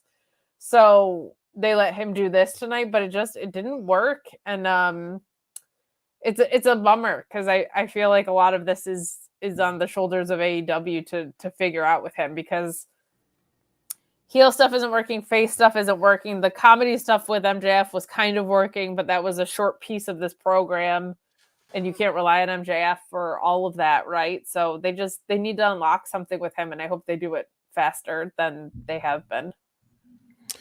Yeah, I can't disagree with anything you said, to be quite honest. I do feel the same way. I think that I think that they have to figure out sort of where to go with Sammy. And I personally think he's a better heel than he is a face. But he can be a face, but you have to sort of go all one way or the other. You know what I mean? Like, he's not really the guy who can tread sort of that line. You know what I mean? Yeah. He's got to go all in heel or all in face. And I'm with you on everything sort of being saddled to these other groups.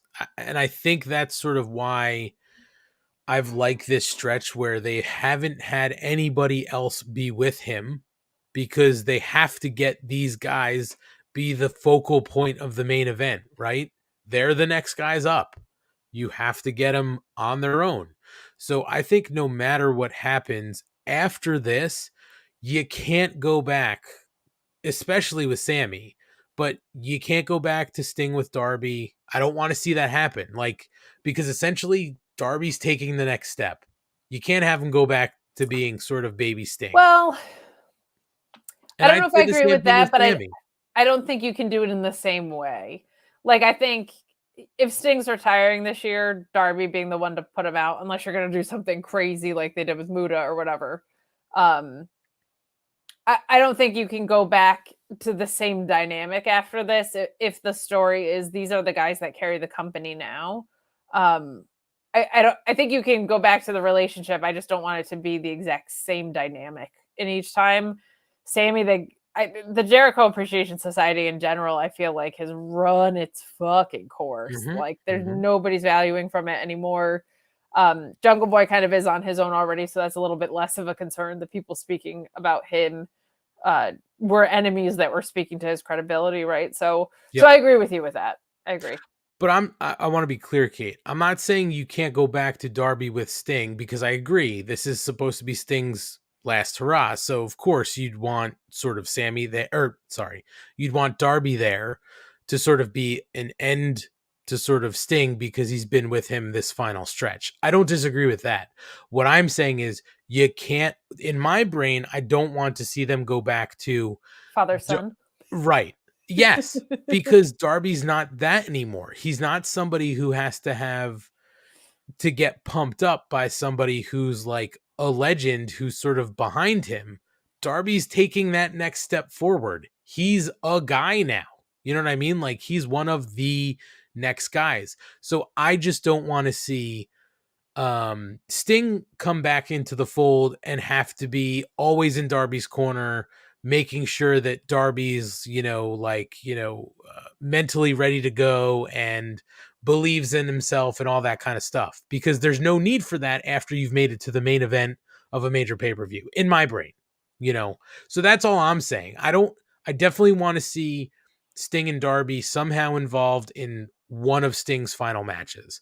Yeah. If it's Darby putting Sting out, if it's Darby and Sting tagging against somebody, whatever. Like, that's all fine. But I don't want to see that father-son, mentor, student sort of relationship again, because Darby's past that for me. Yeah.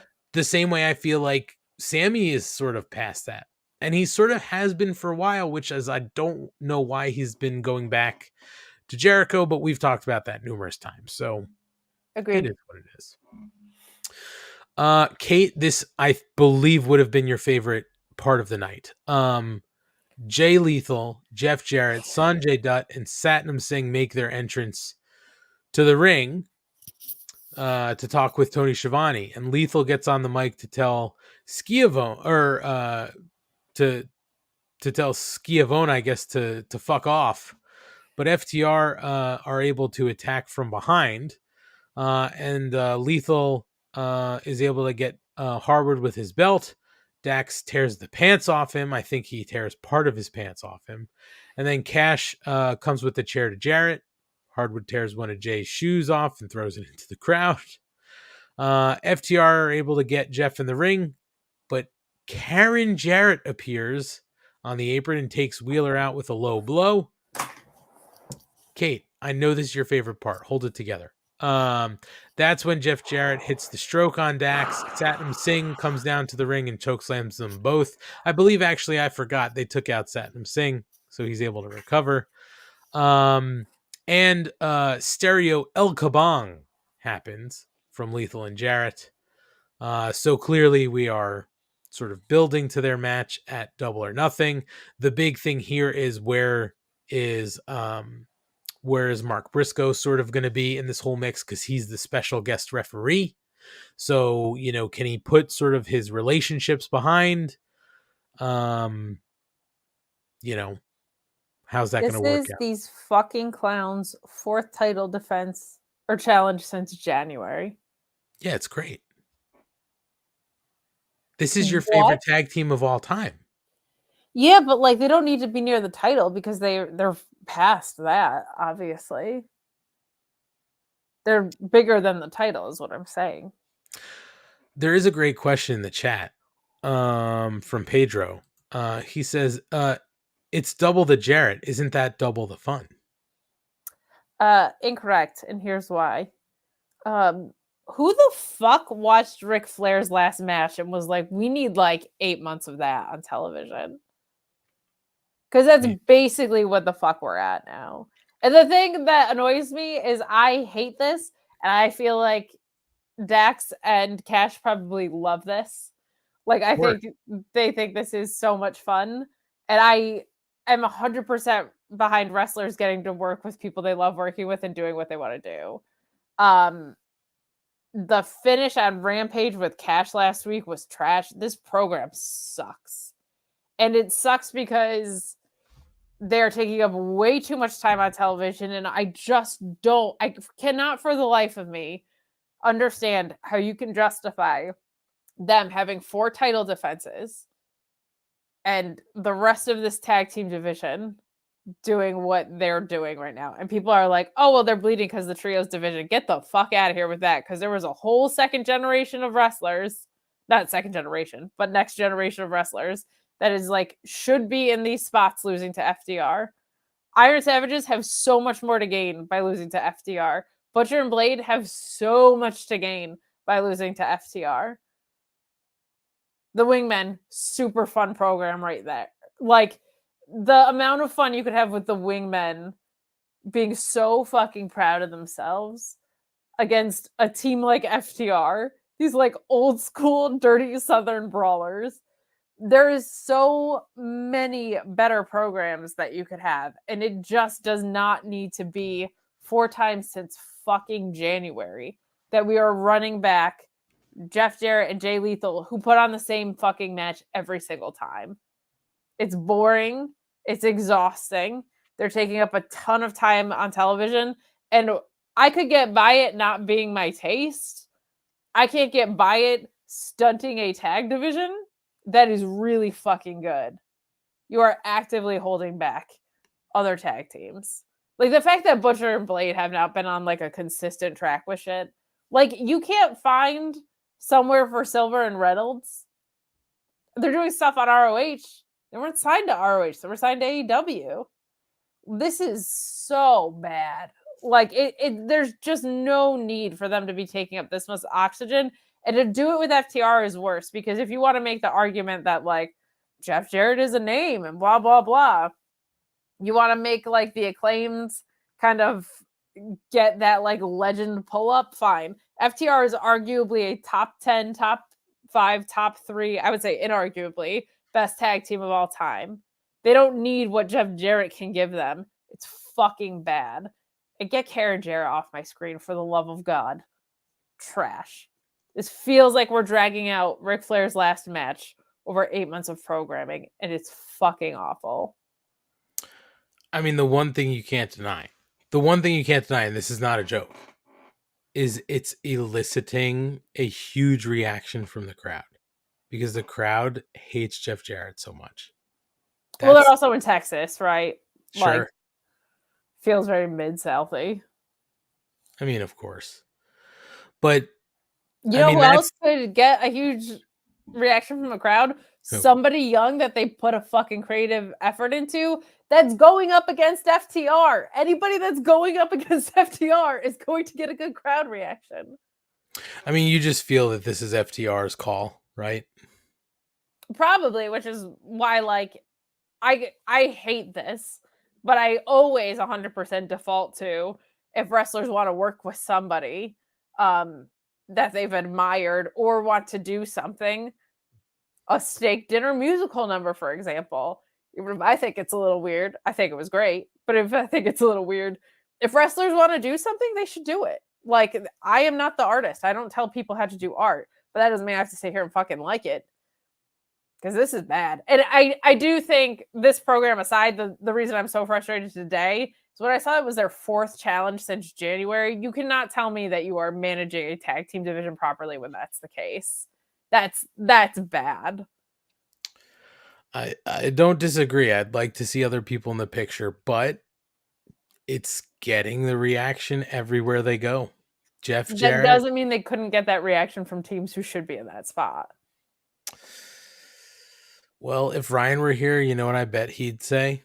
Oh my God, this was so great. No. I mean, yes, but Bree-woo, Bree-woo. My world, my world. I'm Ryan. I've never disliked anything. I would go all the way home with this. I'd have to phone home. Eating a hoagie. With best friends. Jesus, I didn't even mention them. Haven't had a title shot in 3 years. But as good as Trent Beretta is, That's true. fuck, man.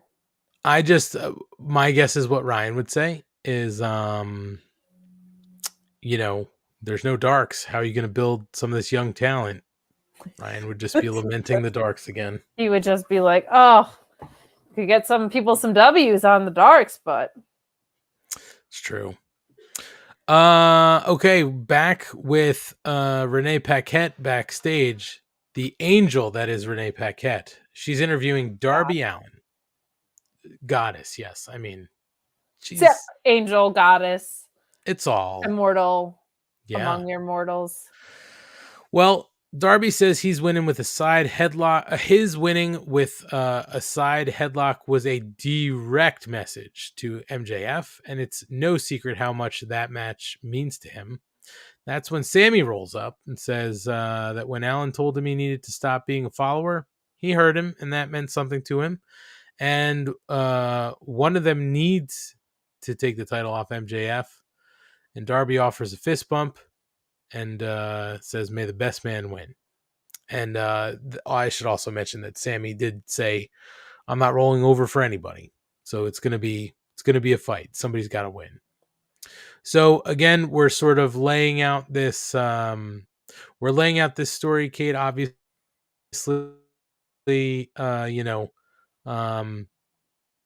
nobody's going to roll over and just let MJF sort of win this title. Everybody's going to go for it. I think they just want to take away any sort of schmozziness that might happen as far as that goes. But still, it's MJF, so I don't know what we can expect besides some sort of dirty finish. Of course. So there's nothing to hate there. Kate, we move on to our next match. Oh, yes, I'm sorry. Go ahead. Oh, no. I was ready to move on. Oh, all right. Moving on. We were supposed to get a women's trios match tonight, but unfortunately, Jamie Hayter was not cleared for competition due to her injuries. So we do get a tag match. It's Britt Baker, DMD, and I'm sorry, I never know how to pronounce this name. I see it so infrequently. Hikaru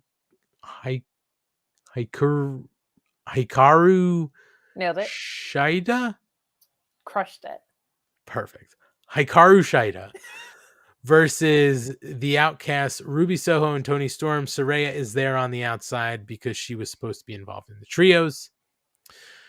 Coming to the end of this match, the Outcasts do win by pinfall with the Storm Zero from Toni Storm on Britt Baker. Saraya is able to distract the referee, pass the spray paint can to Toni Storm, who gets it in Britt Baker's face and then hits that Storm Zero for the win.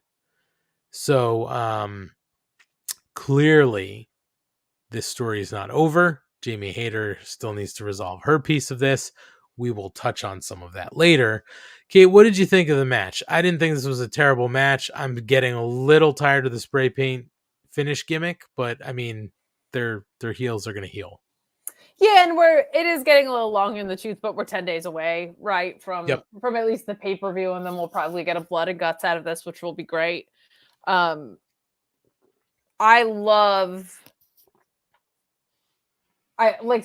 at ringside has been hysterical to me. Like, every time she's trying to make an excuse for one of her bad girls to win or like trying to distract a ref, I think she's been great. I know she hasn't been for everybody on this run, but I thought this was so much fun. Toni Storm's great in the ring. Sheeta's great in the ring. Love Sheeta's gear tonight. Her comeback has been really fun the past couple of weeks. It's been really, really good. To your sarcastic reference before, she's been on TV more now than she was like post being champion. We know she went away for reasons where she wanted to get better at characterization or whatever, but it is nice to see her in the mix and feeling important again.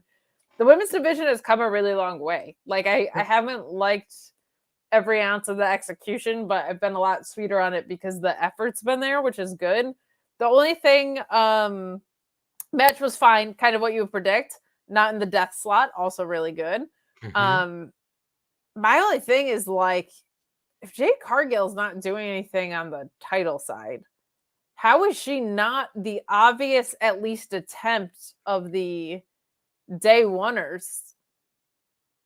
Like, I know she's technically a heel, but like, if you were like, hey, this person is undefeated and has been here since day one and is also built the way she is, there needs to be a justified segment of Jade Cargill saying, what the hell's in it for me? Fuck you guys.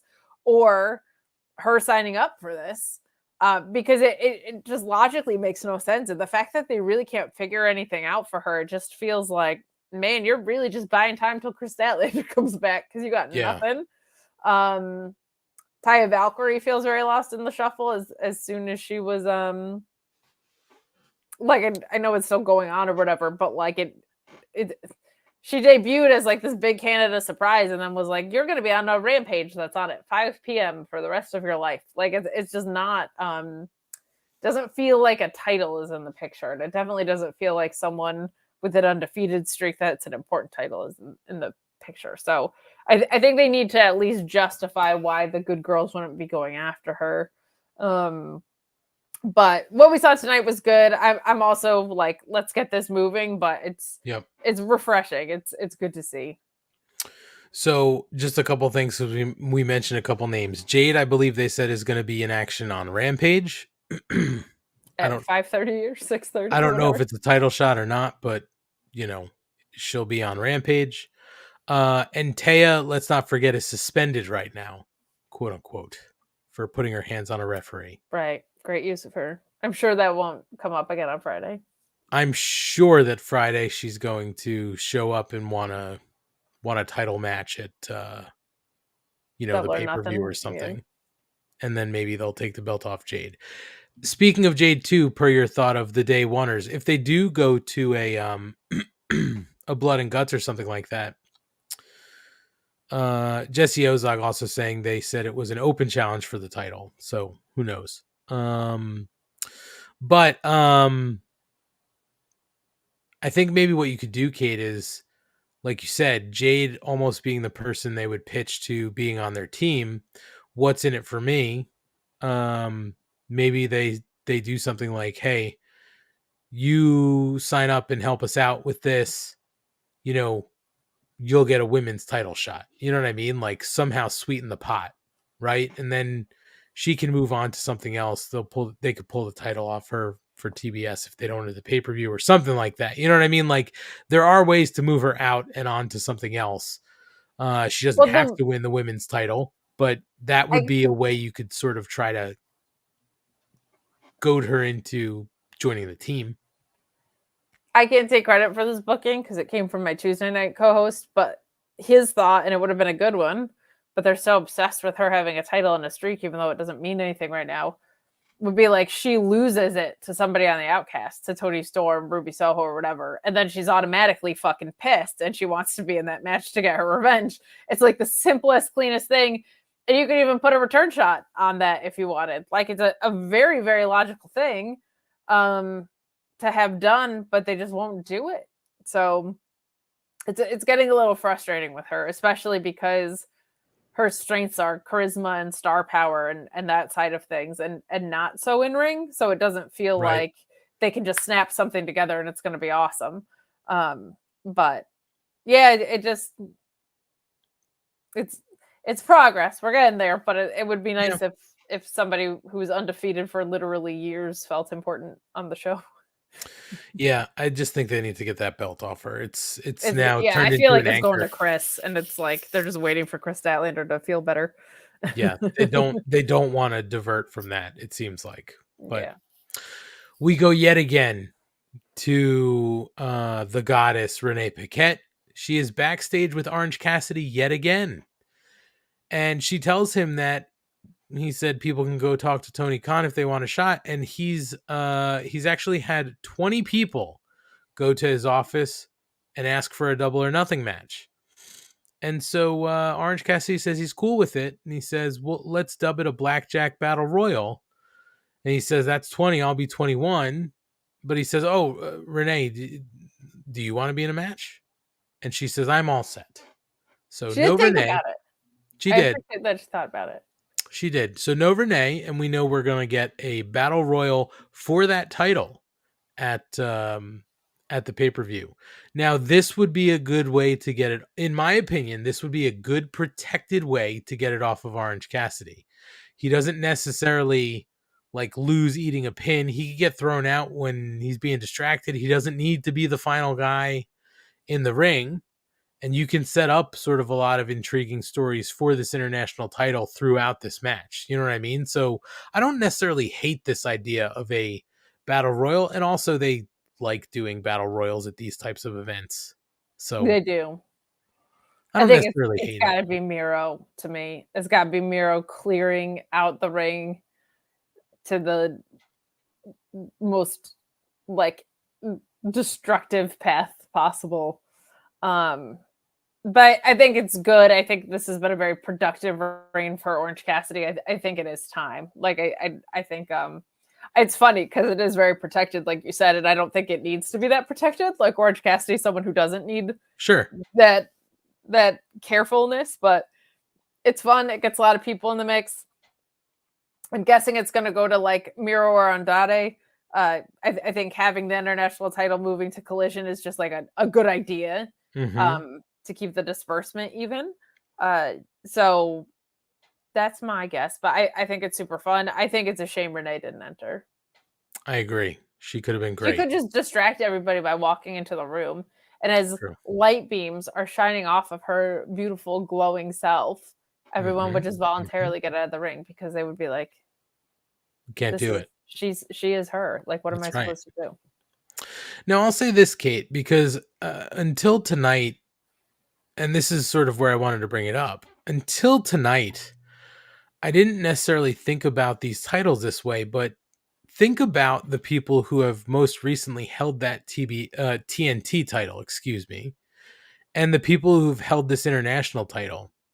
Do you feel like they are maybe splitting it out in a certain way for like the TNT title to almost be like a sort of heavyweight title, something for the Hosses to hold, and this international being something like that the cruiserweights hold? Because it's sort of been what they've been doing lately, right? Hobbs had that title, Joe had that title, Wardlow had the title, Brody had that title. There have been more big Hosses to have that TNT title.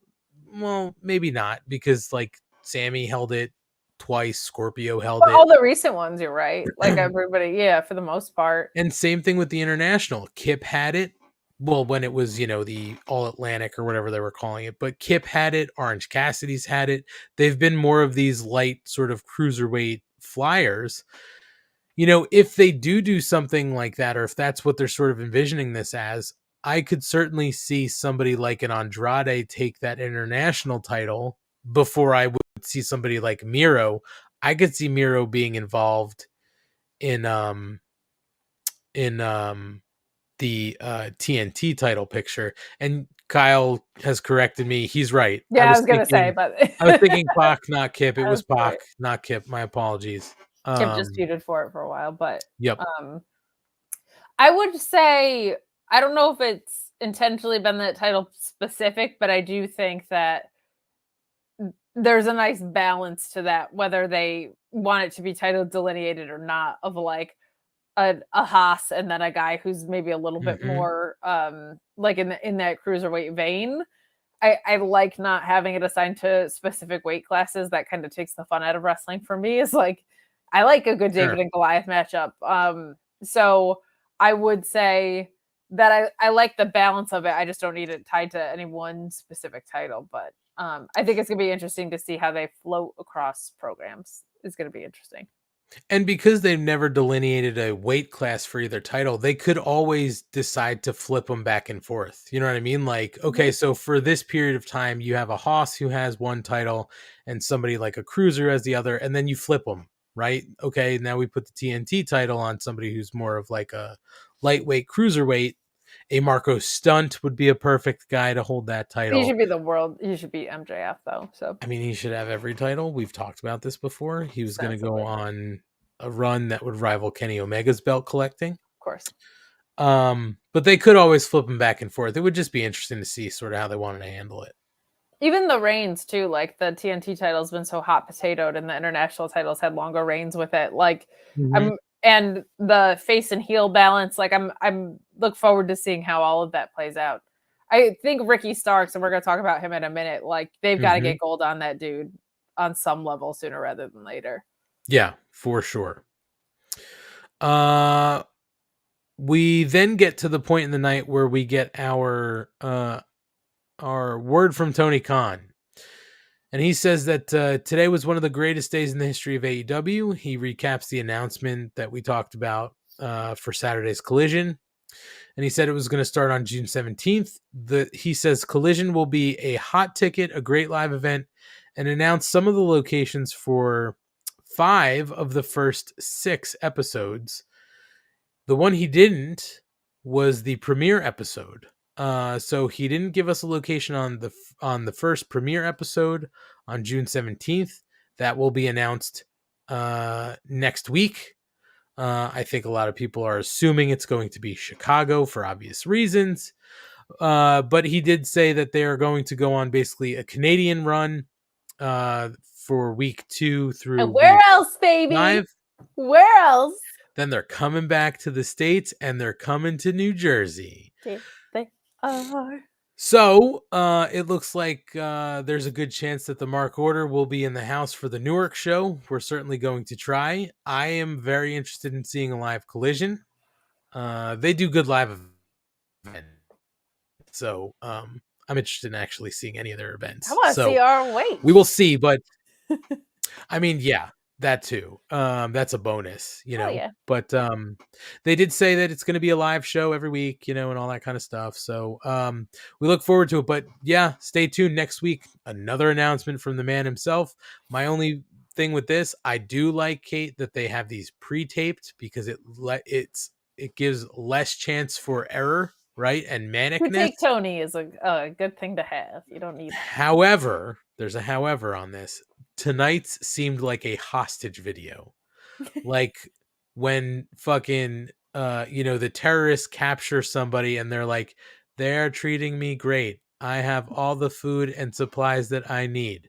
I want for nothing. I love this group. You know what I mean? Like that's what it seemed like very much. Your impression of it sounded like I don't like big corporations from South Park. Oh yeah. He just got coffee. He's got to like loosen up a little bit, but not as loose as his live stuff where he's like manic. I think maybe just like having product ambassador Adam Cole do him is perfectly fine. But I'm excited. I'm glad we got the official announcement, and I look forward to what's coming down the pipe. Now they didn't announce any ticket dates, so we'll have to keep an eye out for New Jersey. But yes, I definitely want to be in the building for that. That'll be fun. Hell yeah. Kate, we move on to Chris Jericho versus Roderick Strong in a Falls Count Anywhere match. I think before we were saying street fight, but it was Falls Count Anywhere, technically like a street fight. Boy, goddamn, Roderick Strong came out of the gate fucking hot, and I really thought he concussed Jericho with the knee early on. I thought that too. That spot looked nasty. And it's at a point early on, I also thought Jericho looked like Jesus fucking Christ. Cool it. Like when Jericho got started to get in his offense and get the chest slaps in, the look on Jericho's face was like, fuck you. Like, please Those give me a minute. Were rough, yeah. So, but I mean, Roddy's fucking awesome. And Roddy lays his shit in. He certainly does. They did go all over the place with this match. The hot spot of the night seems to have been the Mr. Tasty or Mr. Softy spot with the ice cream. I did love Roddy then grabbing it with his bare hands and eating some of it. Very funny. I also thought something I had never seen before, Kate, when they climbed off of the stairway onto like that side ledge. Good job by Aubrey with that spot too, because that was a weird one. It was really weird. It looked great. I feel like Jericho wanted to hit him with a knee in the face and not sort of mush him, but I'd rather them be safe there than not. So that was cool. I'd never seen that before. And then, of course, exactly what happens that we had been thinking about last week. They eventually make their way outside. And I think last week when we were talking about sort of what was going to happen, we all thought they're eventually going to make their way outside. Everybody's banned from the arena. Outside the arena, different case. Well, I'm happy to report that they do go outside, and it's Adam Cole waiting behind Jericho. That's right. Cole is able to lay Jericho out in one of the planters in front of the arena. Hits the boom. Roddy follows it up, and Roderick Strong wins by pinfall with the jumping knee.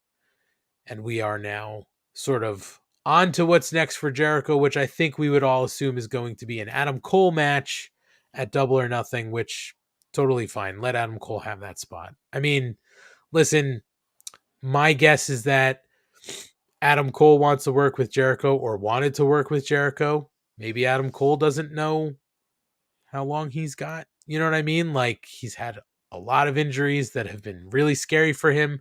Maybe he's just wants to check some names off the list while he knows he's got the time. I think that's very nice of you to say. I think the more likely thing is Jericho is that not in a title feud placeholder guy that is the top of the card guy. That's a perfectly fine thing. Like, you're telling me you don't think Adam Cole wanted to work with Jericho at all?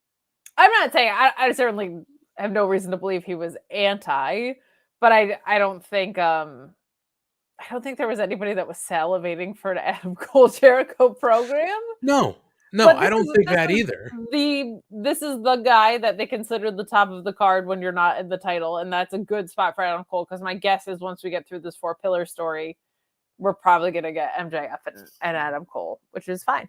Sure. Good. And I think this is a good way to line it up, but I think this is also a good story for Adam Cole to be brought back into, right? Sure. It's automatically at the top.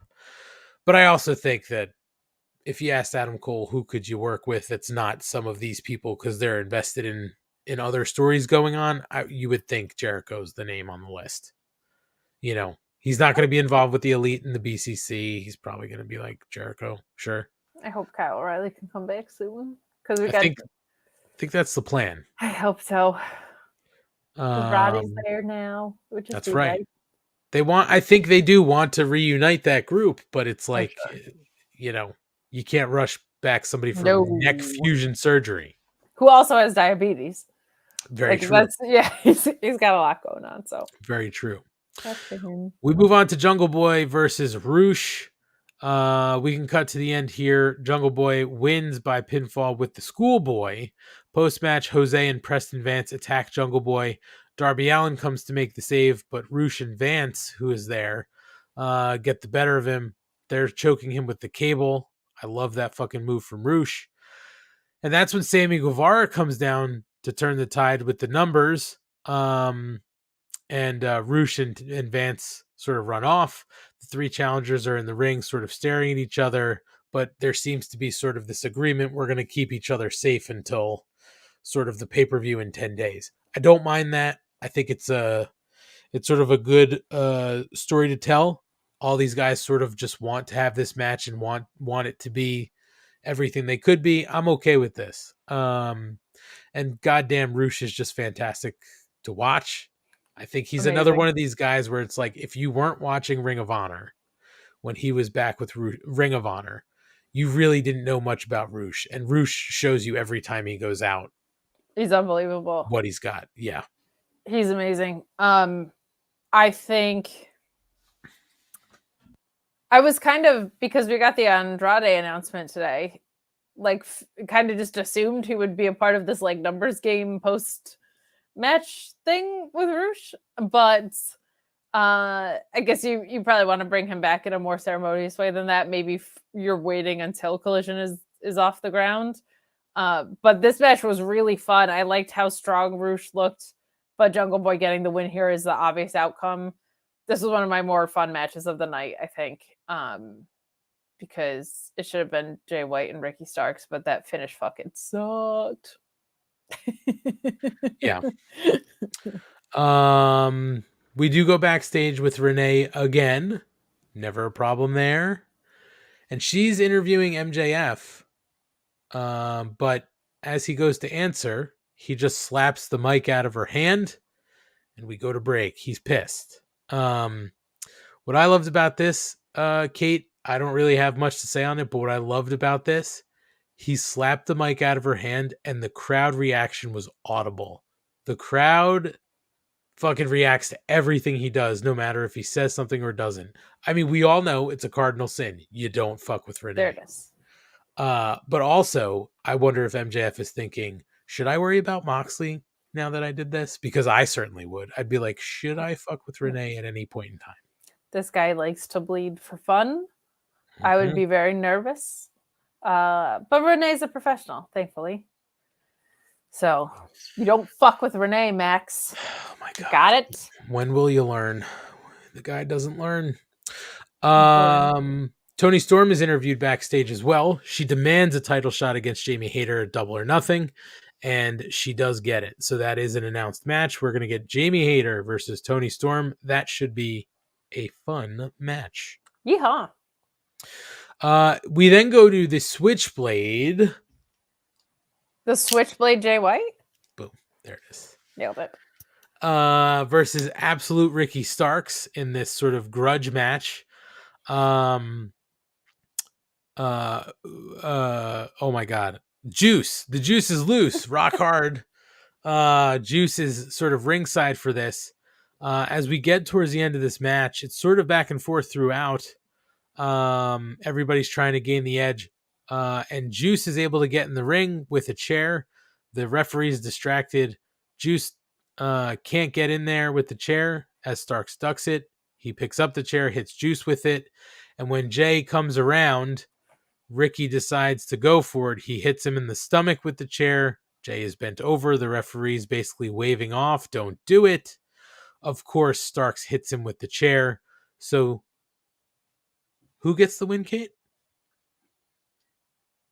This is what makes no. I mean, all. No. Who gets the win? Yeah. The win would go in this case to Switchblade, Jay White. That's right. Because of the disqualification. That is right. So they do then show Starks in the ring, open his folding chair and sit down as if to say this isn't over. And clearly it's not over.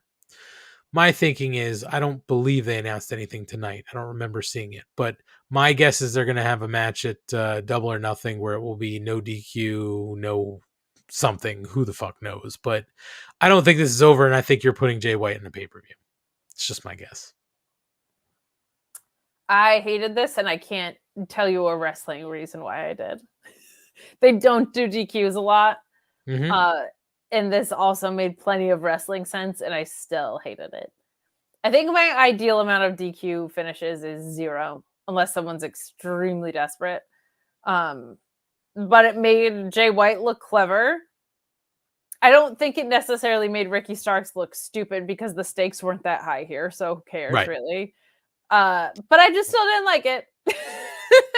No, and I totally get it. Like, I do wish there was a firm resolution. Like, did I need them to resolve? Resolution? Yeah, right.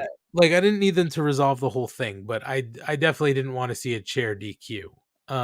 You're right. It doesn't happen a lot. It just feels sort of unfinished and unfulfilling. But you know, I thought the match to that point was pretty good. Match was really good. Ricky Starks, the spear of Ricky Starks is so damn good.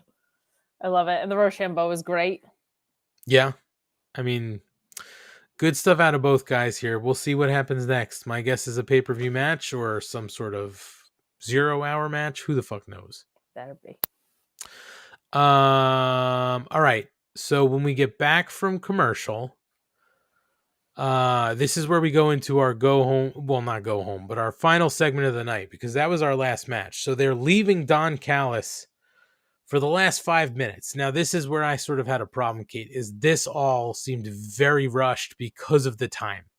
I don't know what might have gone long or what didn't, you know, and they just decided maybe to leave 5 minutes for this. I just wish this had a little more time to breathe. Fair. But Callis enters, no music.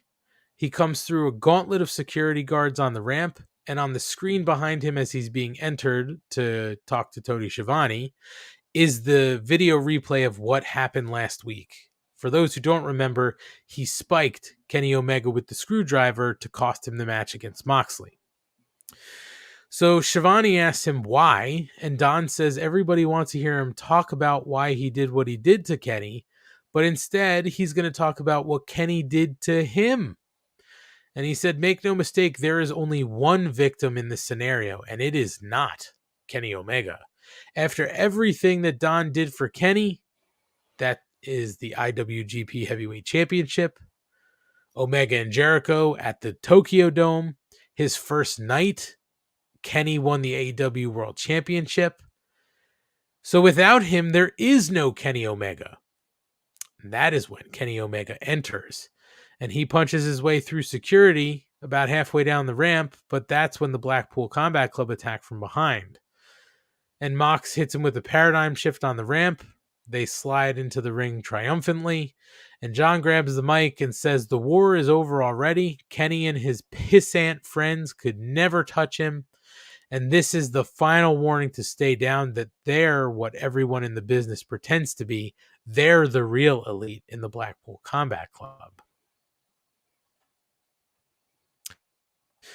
But that's when the Bucks re-enter the picture. They're banged up from earlier, but they have a trash can full of weapons. Sorry, I think I froze for a second here. But you did, but you're back. We got you. The Bucks entered with a trash can full of weapons. They start to take out some of the goods. I think Nick Jackson grabs a 2x4. Matt Jackson grabs a pipe. Kenny takes the lid of the trash can like a shield, like Captain America, and he goes to take out his broom that's wrapped in barbed wire. Clearly the numbers aren't there. Well, that's when the music hits and Hangman Adam Page is there looking like Rooster Cogburn in his eye patch. And he's ready to fight alongside with the Elite. Kenny hands him the broom. That's when they rush the ring, brawl with the Blackpool Combat Club. Omega's able to beat Wheeler with the trash can lid. The Bucks hit the BTE trigger. And Page is out on the apron, hits him with the buckshot lariat. That's when Hangman grabs the mic and stands with Kenny and the Bucks, saying that they're the heart, soul, and the spirit of AEW, that they are the Elite. So run and hide while you can, because at Double or Nothing, it's going to be the Elite versus the Blackpool Combat Club in Anarchy in the Arena. And that is how the show ends. We now have a reformed Elite. And I think for now, all is right with the world. So, Kate, do you like this? Well, let me ask you this. One, before we get on to sort of everything that happened with the end of sort of this. Sure. I'm sort of mixed on Don Callis's reasoning here, because there's really not coherent reasoning, right? Like in wrestling logic, it sort of makes sense. It's like, there's no Kenny without me. But at the same time, Kenny didn't do anything to sort of push Don away. So I sort of don't understand the reasoning here. Did you have any issues?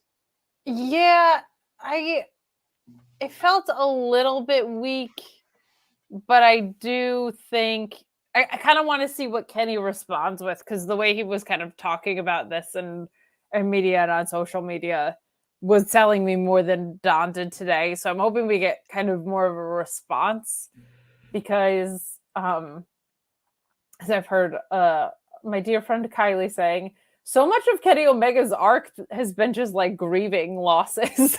Like what's been going on right now, it's just like him processing losses in his life. But I think there's more there. I love where it's going. I think the Hangman return was much needed. I think the eye patch looking like a little saddle was amazing, because everybody else just has a normal black eye patch and he had a little tan saddly looking one. But I'm with you. I feel like it wasn't a full response, but I also think it wasn't necessarily meant to be. But I do I feel like I saw Kenny Omega going with this, like, you can't trust your family. Who the hell can you trust? Like, Doug Callis was like a father to me. So I think there's a more complete explanation on the way a little bit here. So wasn't my favorite. I think Doug Callis did well with it, but what it set the stage for was great. Him giving Adam Page the barbed wire broom, I thought was a really, really like fun moment of Kenny Omega giving him that specific weapon. The only thing that, like, and I know we kind of talked about it before, but like, man, it just feels like the Dark Order gets the short end of the stick every time. But I think there's a really fun opportunity. I think they might just end up working ROH, which is fine. But there's a fun opportunity for them to turn heel out of this. Of like, once this story clears out, the Dark Order is heel, and they're fucking pissed that Adam Page would betray them after everything they went through together, etc. There's a really, really fun opportunity there. So we'll see what happens. I agree with you with Don, but overall, I think this is going to be a whole bunch of fun. And it's just fun because everybody has had issues with each other. Like at this point, it's fun that they're a group that has, right? Like Mox and Hangman have had their issues. Danielson and Hangman have. Danielson and Kenny have. Like, it's there's a lot of layers to this before we even fully get there. So good shit. I do love the look with Hangman with the eye patch. Amazing. It's a perfect look. He looks like, like I said, Rooster Cogburn. For those who don't know, never seen the movie True Grit, either with John Wayne or with the one they remade with Matt Damon, and I can't think of his name, the dude. Damon. But I mean, just a great look. For him, and going into this, I think is fantastic. Anarchy in the Arena will be a lot of fun. I think last time they did Anarchy in the Arena was in Jacksonville when they had the closed arena. So it'll be interesting to see how they pull this off with a live crowd there. I assume it's just going to be, them going around. Thank you, Jesse and Gordon. Jeff Bridges. Well, it wasn't fully closed, right? Because didn't they? I can't remember. They did it didn't they do it in the football stadium? I think you're right. Anarchy in the Arena was... No, that wasn't an arena proper, right? That's Stadium Stampede. Somebody look it up and correct me, because I'm probably wrong, but I thought they did that in the... I know they did Stadium Stampede, but I know they also did Anarchy in the Arena, I believe, in Jacksonville. The only reason I remember it, I think, being closed was because when they had Jericho's music get cut, I feel like the audience was like very reactive. But right. Either way, you need to remember about that is Eddie Kingston with his gasoline. Yes, you are right. But either way, it will be a ton of fun, especially seeing these two groups go at it. And that sort of segues into some of the news and notes that we have since we're at the end of the show. Unless you have anything else you want to sort of close off on that, Kate. I thought, No, I think we're good with that. Yeah. So a lot of people were sort of going the way that I think I had thought, was that possibly this was going to lead to Ibushi coming out and being the fourth person in this match. Because of course, like like you said, Kenny was doing a lot of work on social and stuff like that. I think he had put out a bunch, like you said, family, who can I trust? A lot of people were responding with that GIF from BTE of Ibushi sort of entering the picture from the side. And it sort of would make sense to the story, right? They do have that history there. And Ibushi has been medically cleared and is a free agent. He has been talking about openly working with AEW. So I thought that this might have been the spot. Now, that doesn't mean that it still can't happen after this, right? Something can happen with Hangman where he's like, listen, I'm not back full time. I'm my own dude. I'm here to help because I've had an issue with these guys, whatever. Maybe Takeshita gets involved and sort of comes into play in this Anarchy in the Arena match, costs them this. Maybe they have to do a blood and guts or something like that. And that's when Ibushi can sort of slide in. Who knows? But it just seems like this is a spot for Ibushi to enter the picture and make a surprise sort of appearance at some point with AEW. I think he wants to work with them. I think they want to work with him. Forbidden Door is also coming. There's a lot of ways for this to go right that way. I am not disappointed. I want to be very clear. I am not disappointed to see Hangman back with this group. I think that's fantastic for this long-term story that's been going on since the pandemic.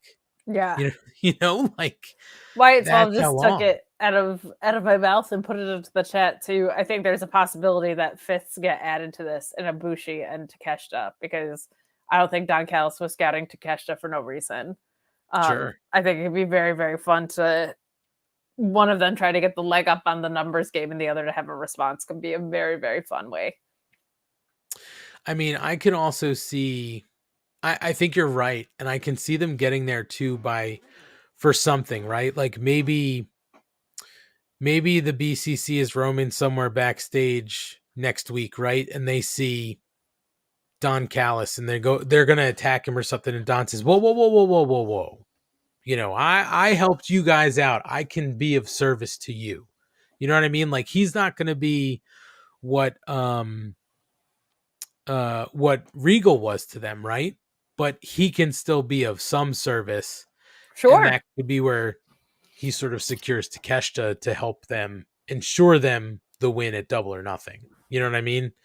So I think there's a logical way to get there. Do I want to see something schmazzy at the pay-per-view? No. But if it does wind up getting them to Ibushi coming in, I'm all for it. Hell yeah. Get me there. But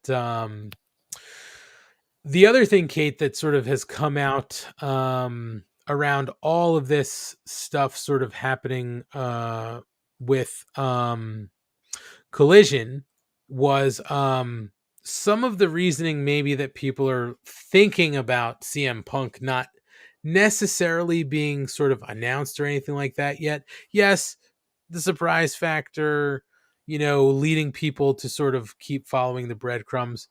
But some people are saying that, I think it came from Fightful Select that perhaps some of this is being held up due to the fact that Punk wants Ace involved. No, so there's a lot to clarify with this. Or I'm sorry, maybe it was PW Insider. There's been everybody's reported something on this today, so where I understand it to be is there was talk of Ace Steel coming back. Everyone assumed that was CM Punk lobbying for Ace Steel to come back. It was actually Jericho who floated the idea as a way to kind of like invite that everything was clear. There are people I think that had an issue with that, is my guess. There's a lot of shit, it sounds like, just being completely blown out of proportion. So I would not assign weight to a lot of this chatter, I will say. I don't know anything definitively one way or the other. There is a video that's circulating right now that I think is pretty indicative that this was completely overblown. But there's been some fanning of flames that are mere birthday candles with this, from my understanding, that like Ace Steel's name was mentioned. They talked about him working remotely. Jericho was actually the one who brought it up. Punk was excited about it because they're friends, and everybody else that was involved in the incident kept their job. But I certainly don't think it's a deal-breaking thing, because Punk wasn't even the one who brought it up. So just take it easy with some of what's out there today on what got reported. Yeah, it's been all over the place. And like I said, it's just been rumors. Nothing definitive had been said sort of about being held up by Ace or anything like that. CM Punk did. People also like overestimate how much TV upfronts care about wrestling. Like I think I don't think anybody at Warner is like, oh, we shouldn't put CM Punk's name in a press. Like, I don't think anybody is like thinking as closely as wrestling fans probably are about that. I think they're mostly excited about the numbers and the expansion of the programs, and people need to maybe calm the fuck down about what a graphic might mean or not mean. Listen, and the workers are going to work, right? Like they're going to course. They're going to carny it the whole way. Let me say this too. I don't know anything, but like, what value is there in letting people know that you guys made up if you're the Elite and CM Punk? If you're going to work together, there is absolutely no value in letting people know you're on good terms from a wrestling perspective. None, Right. zero, zilch, nada. Keep it as hostile perceived as possible because that's the thing driving the feud. It's just Right. like insane. That's going to bring the money. But CM Punk did respond to this today. And again, some of the stuff that was sort of said out there was from Brian Alvarez on Wrestling Observer Live. He said basically what he said was that he's gotten mad about various things many times, and it has been a tightrope walk with CM Punk. There were graphics with Punk. Now there are graphics without Punk. It's not impossible that this deal has fallen through. But, CM Punk basically responded saying, look, everyone, Brian Alvarez doesn't like it when misinformed internet trolls make up rumors about him. So please stop making up rumors and stories for clicks while Brian makes up rumors and stories for clicks. He's married, for God's sake. By God, that man has a family. Brian Alvarez, shut the fuck up and stop talking about me. Challenge day one. He also went on to say, friendly reminder, I haven't been on TV in 9 months and y'all still can't stop talking about me. Maybe stop. You'll feel better. Love, hate, it's all the same. I don't enjoy being the sole person that props up entire misinformed clickbait industry based on toxic gossip from lying sources. But what can you do when you're the king? It comes with the crown. So take it for what you will. Again, workers are always going to work. It's true. And there was some later Instagram posts about Danhausen, to my knowledge, that included Lars Fredrickson. Oh, interesting. Let me see if I can find what was that? It was pretty intense. While you look it up, I'm going to move on to some other stuff. We had talked about Leva Bates, obviously. Yeah, it fucking sucks. And there have since been reports that a lot of other people actually found out the news that she wasn't coming back before she did. Fightful Select did report that it was added that Leva Bates only found out the news due to an internal email stating that the company was not renewing her deal, something that led to other AEW's employees reaching out to her, which is when Bates came to know what her AEW status was. So kind of a shitty thing to find out. Yeah, shitty way to find that out too. The headline here is CM Punk confirms Danhausen has no nipples and is the son of Happy Humphrey. So there you go. That's not true. I've seen his nipples. CM Punk is the source. He put it out there publicly.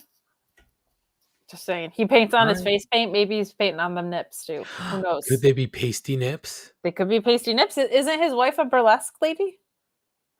It's true. She is. It's very possible. Yeah, they got to clean that up. That like internal shit of people not finding out that they don't have jobs anymore needs to stop. It's funny. It seems to happen everywhere at major companies.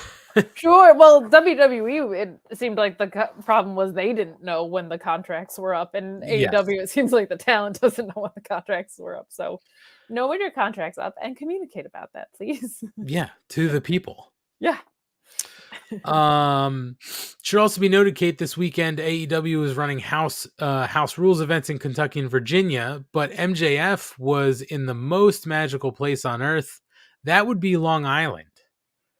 And MJF decided to go by Creator Pro Wrestling's homecoming event in Melville on Saturday night. That was May 13th.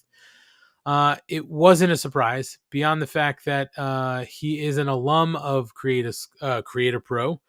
He and the AEW title he calls the Triple B were front and center on the promotion for the event. This was the first time he's done an indie show in quite some time, but a good, nice event for Creator Pro to have at their show on Long Island. Very cool the way he continues to give back to them. He has like their logo tattooed, I think, under one of his knee pads too. Like he he took everything he could get out of the school and gives as much back, it seems like, which is pretty cool. So very, very cool that they got to do that. He did also cut a promo that's out there on YouTube. He got in a plug for Double or Nothing during the promo that was mostly focused on putting over Cap and its leaders, which includes Pat Buck and Impact's Brian Myers. So Create Pro did put the video out for that. So if you want to see it, go check it out. But very cool that MJF decided to go by that event. Creative Pro, the school behind Wrestle Pro, which you and I have gone to. Yes. Many a show of. That's very true. Isn't there somebody we know who is involved with all that too? Isn't he a perennial loser on the darts? Like a 5 to 6 time loser on AEW programming? Singles matches? Yeah. Pretty much. Yeah. Oh, yeah, and he just lost the Wrestle Pro title, didn't he? The Wrestle Pro Gold Yes, title? he did. Yes, he did. Yeah, I think loser St. Giovanni, is that yes you're referring to? the LSG. Space Cadet. Yeah, Yes, the Space yeah. Cadet. Yes, Yeah. LSG. Loser St. Giovanni. He used to work there. I don't know. He lost, so I don't It's know true. if they even want to bother keeping him around. He's just gonna job all the time to everyone. You know what you are when you don't I'm going to steal a gimmick here. I'm sorry. But do you know what it makes you when you don't have the championship anymore and you had it at one point? And you lose 6 times on television? Yeah, do you know what that makes you?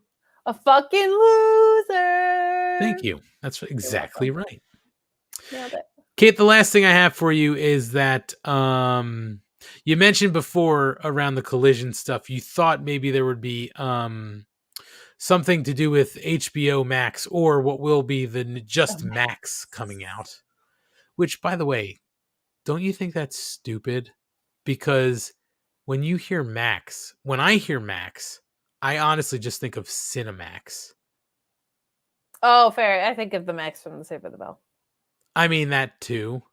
But when you're talking about premium cable movie channels, You would think Cinemax. just think Cinemax. So I don't understand the branding behind Max. Anyway, we did find out though, that at least one show will be headed to Max that is around AEW. It is All Access. Will be available on the streamer starting in June.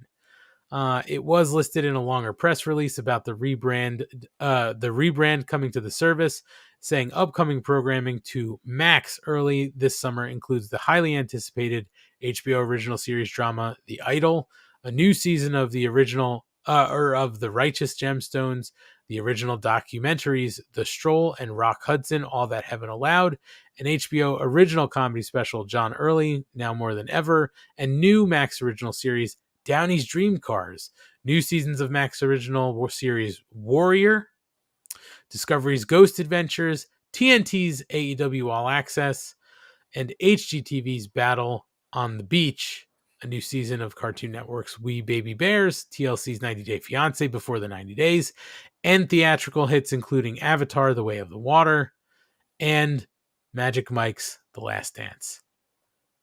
Fantastic. Just a fantastic group of content for AEW All Access to be included in.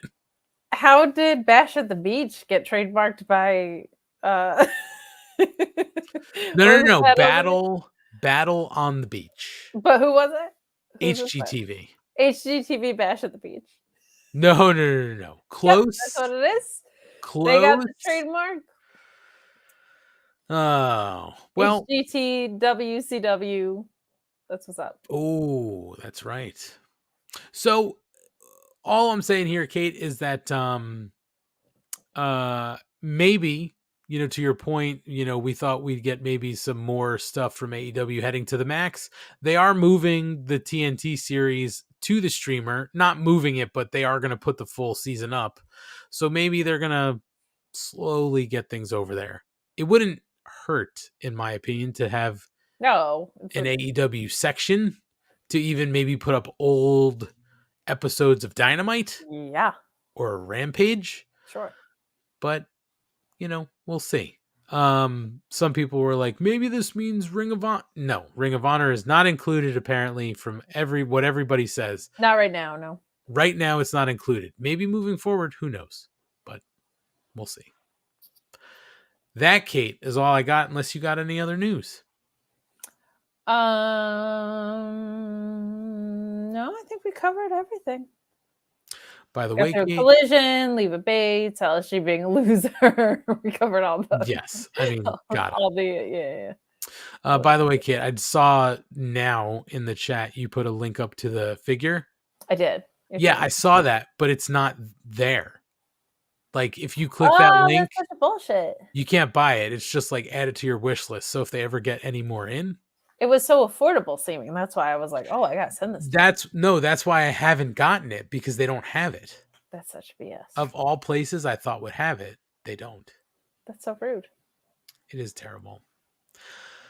Well, that's it for us.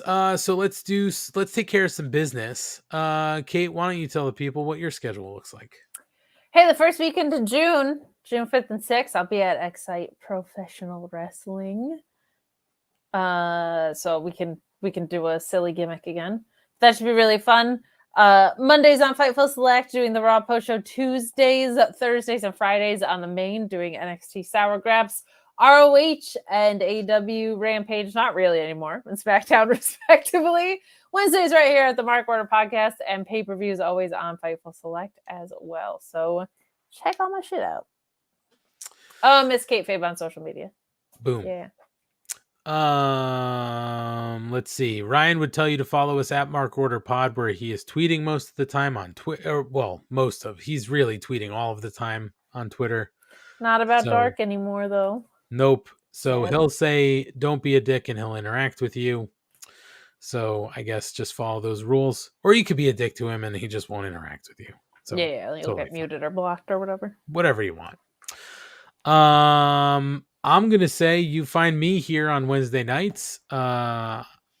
Couple things we've been sort of working on in the background. I've told you I'm trying to figure out a bonus series with Mrs. Money. We're working on it. She was hot on it, and I think she got cold feet a little bit. And I'm like, no, this is $1 million idea. Let's do it.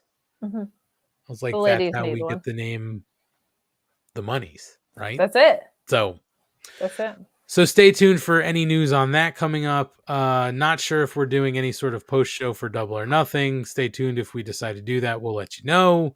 We are, as people have asked a couple times, we said before, people were asking about Collision. Stay tuned for anything we might do with that. We're kind of talking about it.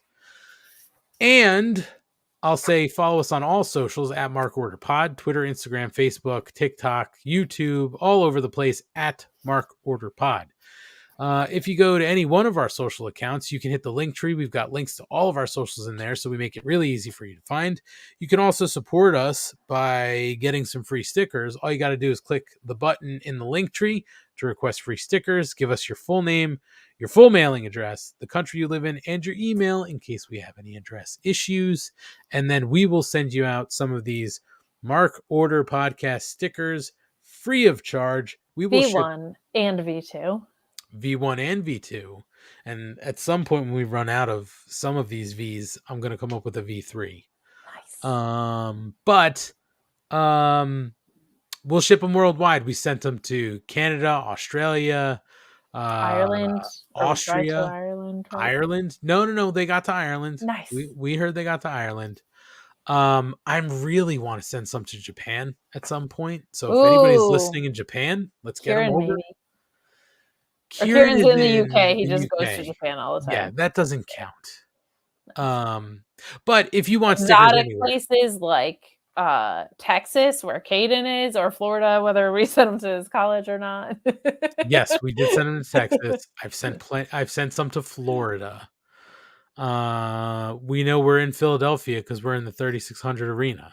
The 3600 arena? Sorry, 26, whatever it is. The WWECW arena, excuse me. That's right. Home of ECW legend Christian and Matt Cardona. What? Who? WWECW? I don't know what this ECW is.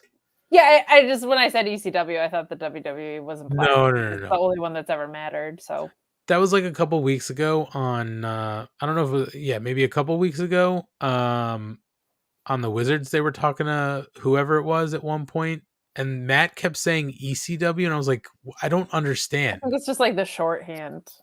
I was like, isn't it WWECW? I just don't understand. Anyway.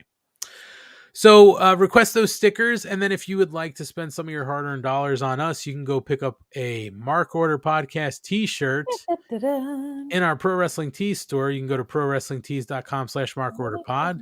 You can search for the Mark Order Podcast on Pro Wrestling Tees, or you can just go to our social accounts in the link tree. We have a button that'll send you right there. We have a couple front prints only, a couple double-sided prints, whatever you like.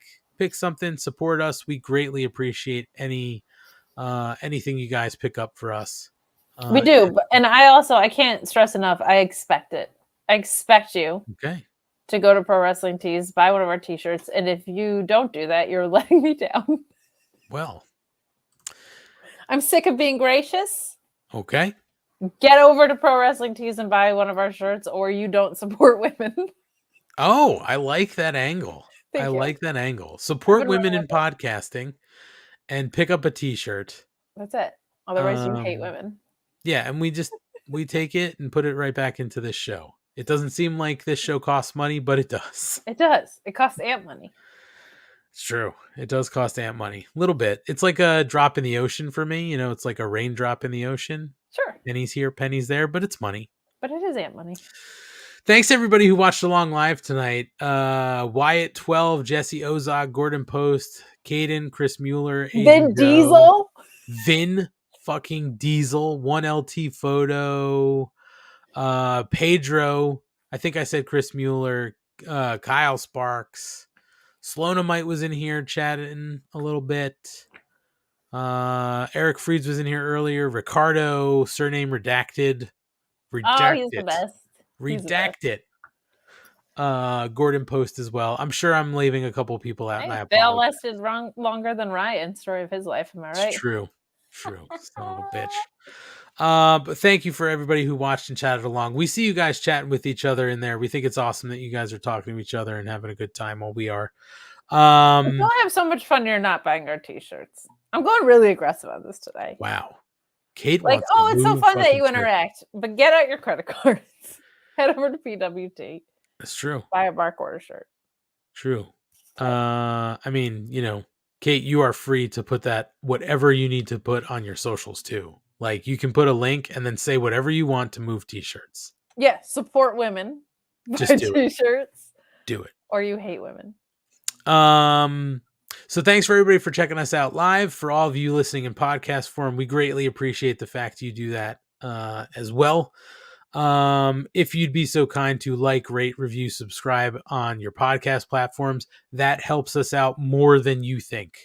So, you know, if you could take a few moments to do that, we greatly appreciate it. If you've never watched us on YouTube, you can go back to the archives. All of our videos are there of all these shows. So you can check out when Ryan did his, eulogy. When the captain has showed up a couple times, when Matt shows up without a shirt, sometimes there have been cat fights, literal cat fights. Yeah. Live on the air. So it's all in the archives. They're a lot of fun to watch. And if you're on our YouTube page, if you subscribe there, like things, rate, review them, that all helps us more than you think as well. So every subscribe definitely counts and helps us out get to where we need to be. So we appreciate those who've already done it. And for those who will do it, thank you in advance. Other than that, I got nothing else. We will be back here next week, the Go Home episode to Double or Nothing before the holiday weekend. Kate, I'm going to say thank you to you because you stuck it out. Thank you. We're the professionals here. I mean, this is the A team of the A show. Mm-hmm. I would like to be face of this A team. You know what I mean? Like I'm talking about the A team. There's face. Oh, sure. Yeah. You could be the BA Baracus or Barabbas, whatever his name was. Baracus. You could be BA. I've been called worse. I mean, he's badass. Bad He's attitude. BA. Yeah. And I'm not talking about that bullshit movie with what's his face, the UFC guy. I'm talking real deal, original, Clubber Lang, Mr. T, B.A. Baracus. I'll take it. Word. You also can rock the gold chains. I know you can.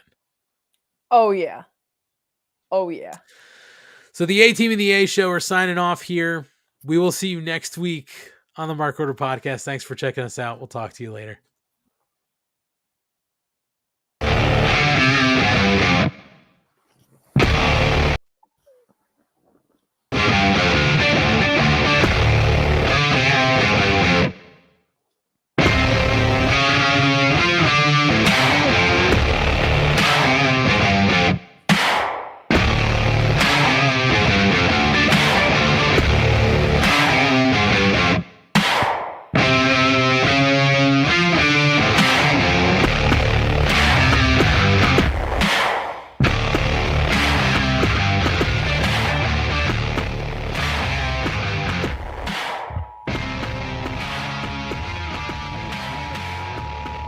This concludes the Mark Order Podcast.